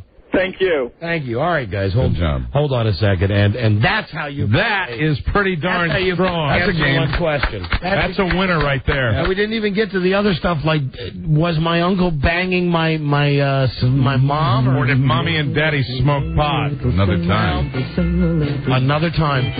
Everybody that's on hold for this game that we didn't talk to, that'd be Kyle, Melissa, Skip, out in Utah with his uncle, and Kelly. They're all going to get the Hunted prize pack from In Demand pay-per-view, where you can see the biggest movies like The Hunted for the first time on TV. Go order The Hunted tonight on In Demand pay-per-view from Comcast Cable. Right. I think in theory I should read this 5 times because we have 5 winners. Let me just say, The Hunted, The Hunted, The Hunted, The Hunted, The Hunted. Good job. Played with his D&Bs. In a world where owning a radio was strictly forbidden, one man found a way to bring good news to his people. I was sleeping. He made it up. Are you asleep yet? Jesus Christ. Yikes. Are you asleep? Pretty sure he's asleep. Hey, can I come over and sleep next to you? I have 2 classic cars. Oh, God. Oh, God. Are you sleeping? Oh, that's my hand. I want to fondle you in the Corvette. Stop it. God. What is your lead story today, Buzz? Today on the news and the comment, there's only one man to fill John Ritter's shoes, and he's wearing the boots that can do it. Hey, there you go. Okay, stay tuned. Yeah, we had to mention this earlier because it's just... We have been talking about what will ABC do now that John Ritter's dead and they've ground his bones down to soap. Mm-hmm. What are they going to do? I think they've solved the problem. I think so, too. What is it, Rob? You make bread out of bones. You make soap out of fat, Don. How many times? I'm such an awful student of history. Yes, thank you, Mr. Warlock. Stay tuned. Stay tuned for news and comments. News and comments coming up on the Don and Mike Show. News is coming up. That was very professional. This is the Don and Mike Show. What's the word from Planet Crackpot? The Don and Mike Show. Like two pornographic Imagineers, Don and Mike. Yeah, make me happy. Time for Buzzin' News. Brought to you by Verimax Sexual Pleasure Performance Enhancer. Doctor developed. Someone called for a doctor? Yeah. Clinically tested. Verimax works. Get it at Rite Aid, GNC, other select retailers. Try it today. Verimax. 1-888 try VMAX. And now with what is absolutely the most bass-ackwards, nuttiest solution to a problem I've ever heard. Don't go great. I like it. Here's Buzz with it makes Fonzie would have made more sense. Henry Winkler would have made more sense. Fonzie probably made the decision. Yeah, I think Fonzie had something to do with that. I think Soxs had something to do with that. Now I'm laughing. Well, laugh out loud because you'll be the only one. A-hole. Do you like your job? No. You may leave. Oh, may I? You may. Watch it, A-hole. Larry Sanders. Maybe they should call it 8 Simple Rules for Dating My Teenage Granddaughter. The show that starred the late John Ritter will now star James Garner. That's right, Rockford. Yeah. He'll play the father of Katie Seagal's character, which makes his character the girl's granddaughter. Look what this has caused. Why is our funeral music so hard to get to? It's okay, I could get it. That was in the top of the stack. I got it. Now, there is Shane's going great. I'm sorry, go ahead, Buzz. James Garner.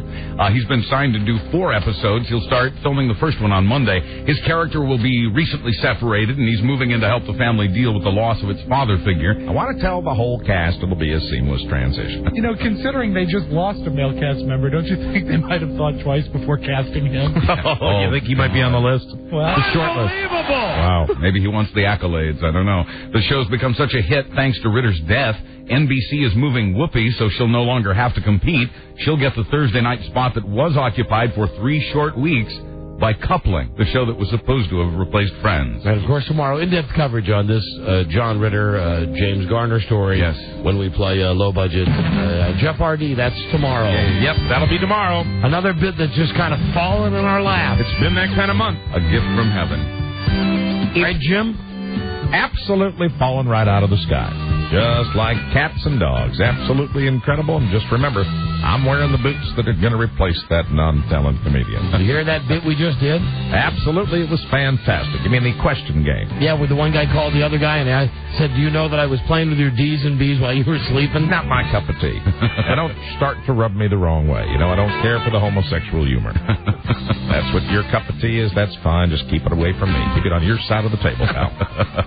James Garner, everybody. Yeah. Look forward to seeing y'all tomorrow. Real excited about the day. It's going to be a lot of fun. We look forward to it. My roids are bleeding. If you were a pope in very poor health and you could resign, would you? Would you? This one won't. The Vatican says Pope John Paul II will serve until the day he dies. This does not set well. Friday. It's possible. This does not set well with many of the cardinals of the Roman Catholic Church. Some of the gutsier ones say they'll ask the pontiff to resign when they meet with him next week. Well, Buzz, we've got him right here. And, you know, you might think he's in failing health, but he's actually doing pretty well. Really? Listen how strong he sounds. Pope, well, Your Holiness, welcome to the show once again. What's happening good? See? He's in perfect health. Right? Why? I have to ask you a question, Your Holiness. Why? It's a scam. When we see you on TV, you're always stooped. You always look like you're going to draw your last breath. You look horrible, but yet you talk to us and you sound so strong. What's going on? I feel energy and life when I am on this show. You do? Okay. When I do die, which as I have announced will be Friday, Thanks. I will be replaced by James Garner. Oh, just like John Ritter. Thank you for the announcement, Your Holiness. Who do you like tonight in the big game? I have to ask you. That's a personal question for me. As you know, I speak through Don. Yes, I know you do. I also agree. I put the thought in his head. Red Sox to win tonight. Really? Blowout. Really? Blowout. Wow. But then they get killed by the Florida Marlins. Okay, thank you. Because the game is watered down. Ah, there you go. Like my drinks. You sound just like your food. Peace out. There you go. See you later, Your Holiness. Peace out. So long, Pontiff. He's so shaky. There he goes. He's so shaky. Today, the Pope marks 25 years in office, longer than all but 2 of his predecessors. Goddamn right. Effing A, Bubba. Oh, wow. Listen how energetic he is. Word is he's only months or maybe even days, as he pointed out, from dying. Told you Friday. Friday's the day, huh? Now, popes have the right to resign, but that's only happened once before, in 1924. One time after I first got the job. Why don't you step down, Your Holiness? Oh, I think I might have made him mad. Sorry about that. I didn't mean that. Take that back, Your Holiness. I didn't mean to ask you to resign. I want you to stay. I got a great gig. You do have a great gig. I got the greatest gig. How come you sound so good, though? It's amazing. Yes. Listen, first off, it's an act. Because none of us ever really die. Okay. We all live, all the popes. You live forever? We all live in the back room at the Vatican. Really? Very exciting. We all live there. We all have the great times. Mm-hmm. Poker games. Arnold comes over. Oh, that's good news. Dancing. Grabbing butts. I just want to say to you, Mike. Yes, Your Holiness. That one time I had one very bad thing happen to me. I was the brand new Pope 25 years ago. Yeah. I was sleeping in my Pope bed. No. Were you asleep? I was sleeping. And I'm not sure who it was, but someone came in and played with my D&Bs. That's terrible. I'm so glad you were able to bring back that memory, Your Holiness. I think it was Pius III. There you go. Wow. He had such a gentle touch. One of those papal overnights? So many men. So you did wake up then when it happened? I was sleeping on some level. You pretended to be asleep. I am just a man. Flesh and bone. That's right. People idolize me, and I'm just a man. Mm-hmm. You were dozing. With needs. You were dozing. I was dozing. I understand. Not really dozing. With twilight. Oh, man. Explore. What? We also hear that the Cardinals will not be so bold with their resignation request if the Pope were in better health. Stan Musial touched me once. Oh, really? Stan the man? He was the Cardinal. Oh, yes, he was. Oh, okay. Did Bob Gibson ever touch you? Constantly. Really? With his fastball. How about Tim McCarver? The mind drifts. The mind drifts when I think of Tim McCarver. Sure. Did you say explore? Explore. Uncharted territory. God. Go through the forest, my son. Oh, my. God. The answer is at the tree trunk. Wow. To find the answer, you must go under the robe. Oh, my God. It's a mystery. Oh. Just show us the headline, fingers found in dog's stomach, and we're there. Now, let me just say... Mm-hmm. I do get to preview the news occasionally, and I know the story is coming, and I want to say, this is not a funny story. Okay, all right. Okay? No, it's not. No, it's not real funny. It's not interesting. Okay. It's not, but we've got the fanfare ready, Buzz. All right. Dateline Tampa, where a 6-year-old boy lost 4 of his fingers to the family dog. It has not been a banner year for this boy. He couldn't feel his fingers being eaten because he was partially paralyzed by a hit-and-run driver last year. Now, but wait, there's more. He couldn't see his fingers being eaten because he was asleep at the time. The part pit bull puppy has been destroyed. Mom says, no more dogs. Quoting her, we're going to stick to fish and birds. The boy is upbeat about missing 4 of his 10 fingers. Quoting him, I can still play video games with one hand. That is a wonderful human interest story. By the way, one other factoid I picked up today on this story. The boy says that he was eating a corn dog before bed and forgot to wash his fingers, which he thinks is why the dog ate his fingers. In human interest and a lesson. Yeah, for us all, really. Poor kid who's paralyzed. Yeah. Mm-hmm. Yeah. And the dog ate 4 of his fingers. That's right. Well, I think the lesson would be eat a corn dog properly, because if you ate the corn dog properly, you wouldn't have any. Use the stick. Yeah, use the stick. That's right. The lesson I take away is don't fall asleep in this building. There's dogs running around upstairs. God, Miss Bobby brings her dog in an awful lot. I thought that was like a dog joke. No. Like dogs are running around this building. No, they're really seriously. There's a woman, a very wonderful lady works here, Bobby Hollingsworth. Mm-hmm. She brings her dog in all the time. Mike, we got... Nothing. No, they don't. Yes. Okay. Don't. Okay. All right. Powerful lady. Okay. I won't. Scary lady. Anyway, kid. Yeah. Fingers eaten off. He's okay, though. I mean, he feels okay about it. All right. By the dog. You have to. That's a shame. When misdirection. And speaking of, Roy Horn is paralyzed. You know that. Yeah, partially, yes. Yes. And that's going to kill him as a magician, because how's he going to do the sleight of hand now? Sleight of hand won't be done. And as I mentioned before, misdirection. Misdirection. What's he going to do? Ladies and gentlemen, to my left I have, and to my right I have. Yeah, right. What's he got there? Oh, my God, the tiger is eating 4 of my fingers, and I don't even know it. No more corn dogs for the Siegfried and Roy team. When we heard Britney Spears was moving to England, all we could say was, see ya. Like Gwyneth Paltrow and Madonna, the firm young pop singer is reportedly quite taken with London. England can kiss my ass. What is she, Buzz? She's a firm young pop singer, Mike. Good. Mm-hmm. You say she's, we said see ya. Yeah, see. That's right. See ya. And she's looking for a house in London as well. Word is she plans to keep her homes in the U.S., but spend much of her time across the big drink. See? Partly because of the public relations beating she's taken here in the States lately. Sure. Anyway, see ya. Alleged magician David Blaine's been through a lot in the last 40 days. He's still hanging in a plexiglass box in London, supposedly living on nothing but air and water fed to him through tubes. Now, how come there's no dogs like eating his fingers? They're waiting on the ground below. That'd be great.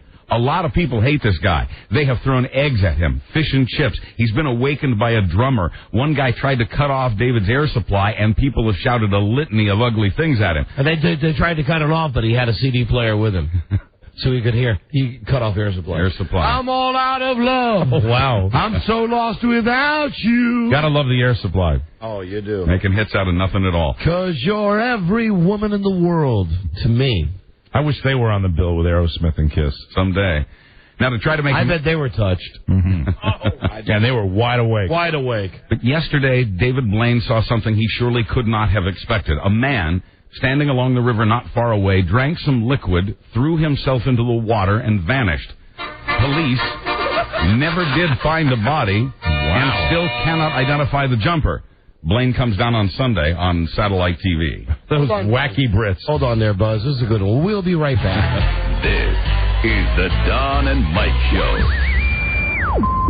Secretary of State Colin Powell has honored Chevron Texaco with the U.S. Department of State's 2003 Award for Corporate Excellence. This award recognizes Chevron Texaco's sustained efforts to improve the quality of life of the communities where they operate in Nigeria. This Sunday. This man is no flunky. Live and only on pay-per-view. He is, but this one isn't. Robert, here you go. This man is no flunky. Thank you. Wow. Oh, it's only an 11.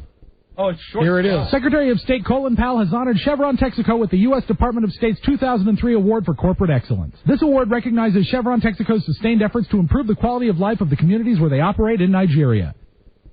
Rob is no flunky. Plain and simple, Singular has what you want. If you want the newest and coolest in wireless phone technology, Singular has the phone for you. It's the Sony Ericsson T226. It has downloadable games and text and picture messaging. Don't forget the free camera attachment with a $50 mail-in rebate. How could I forget that? I don't know. But here's the best part. Sony Ericsson T226 is free after a $20 mail-in rebate. And if you want a calling plan for the whole family, get connected with Family Talk. You can add a line to your calling plan for $9.99 per line per month, and plans start at just $39.99. You pay no roaming and no long distance. Whoopee! Singular has what you want, so switch to Singular. Call Singular at 1-866-SINGULAR, log on to Singular.com, or visit any Singular wireless store in the area. They have dozens of them. Be sure you tell them that Don and Mike sent you. Certain restrictions apply. See any Singular wireless store for details. Singular Wireless, part of the SBC family. This was a live commercial. Isn't it, Don? Are they happy? There you go. Don and Mike, WJFK. This is the Don and Mike Show. Gosh, I hate to interrupt. It's all been so incredibly fascinating and entertaining and instructive. Really, the time has just flown by. The Don and Mike Show.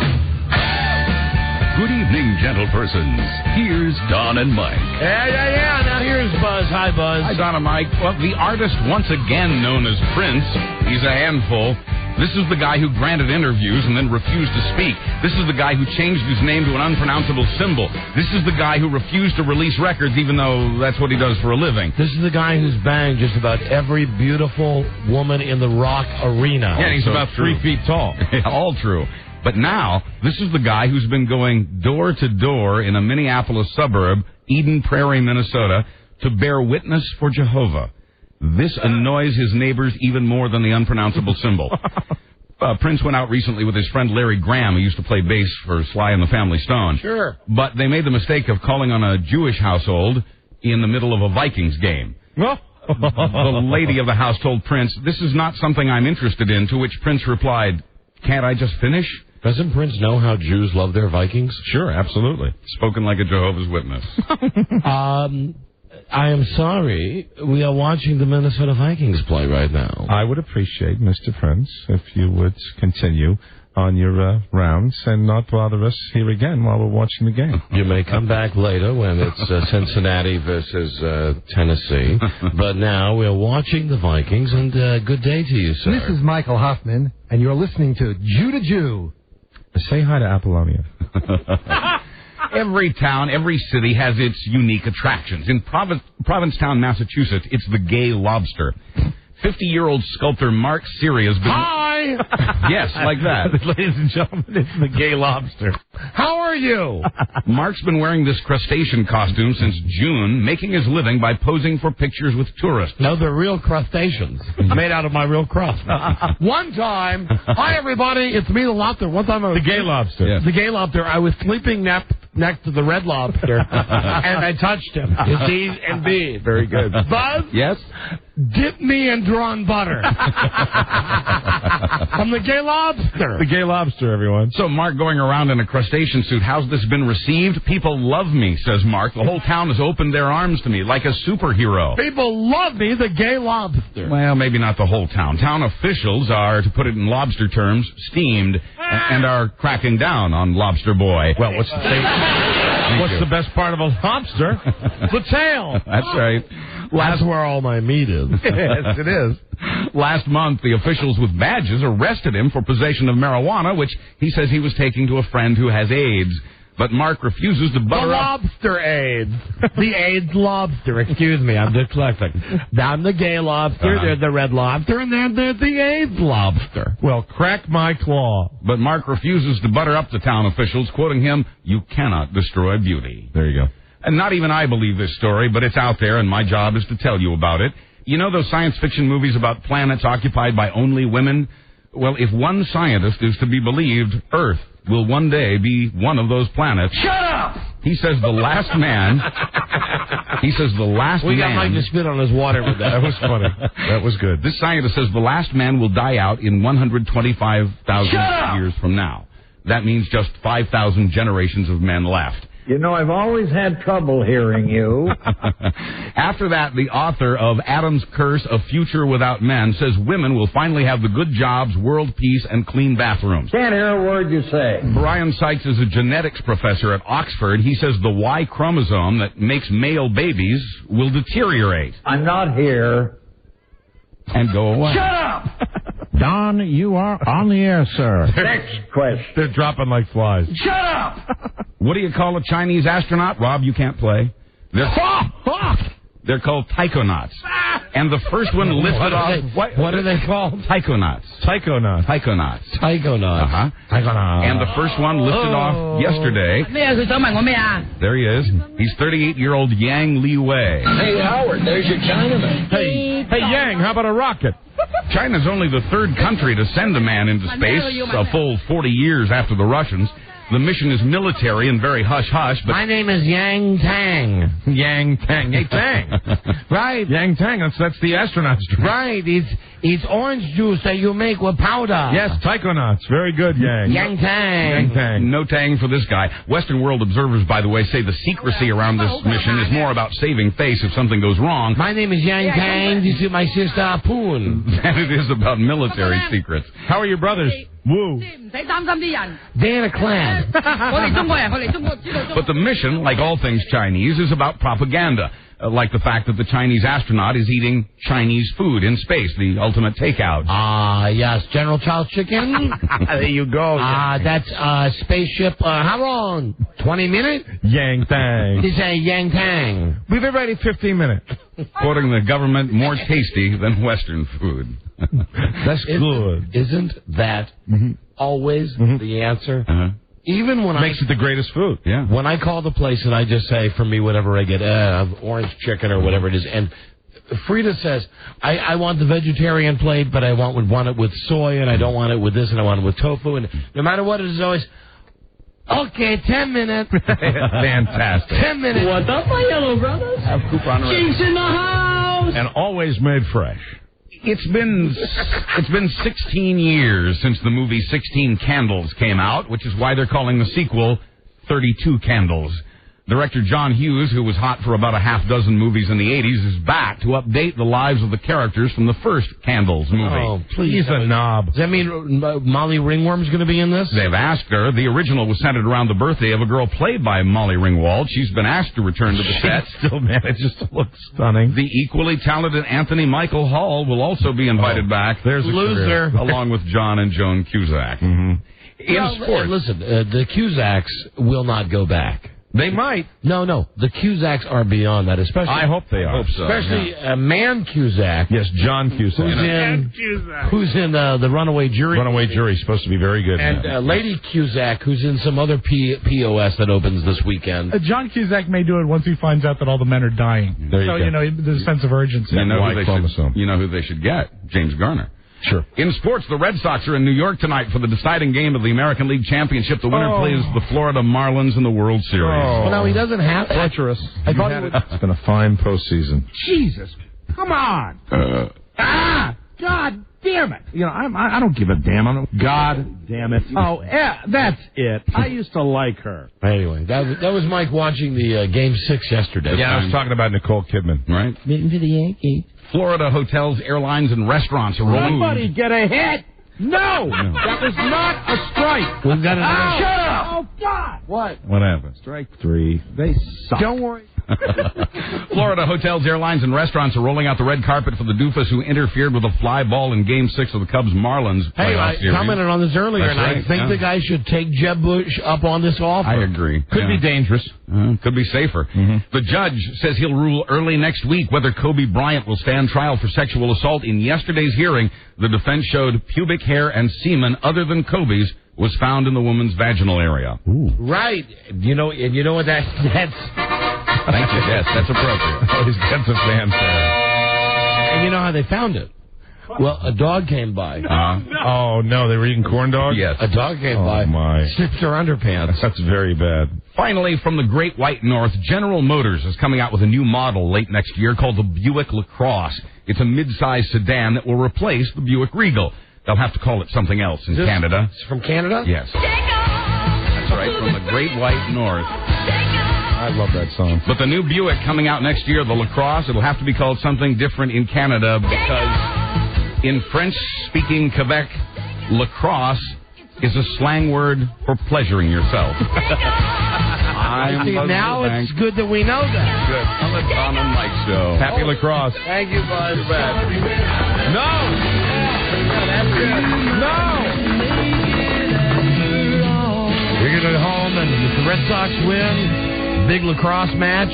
Yes, and if they lose, another big lacrosse match. That's it. We got to go see you tomorrow with the all-new episode, Good Day to You, Sir. Good day to you, sir. Good day to you, sir. Good day to you, sir. Good luck to the Red Sox. Thank you.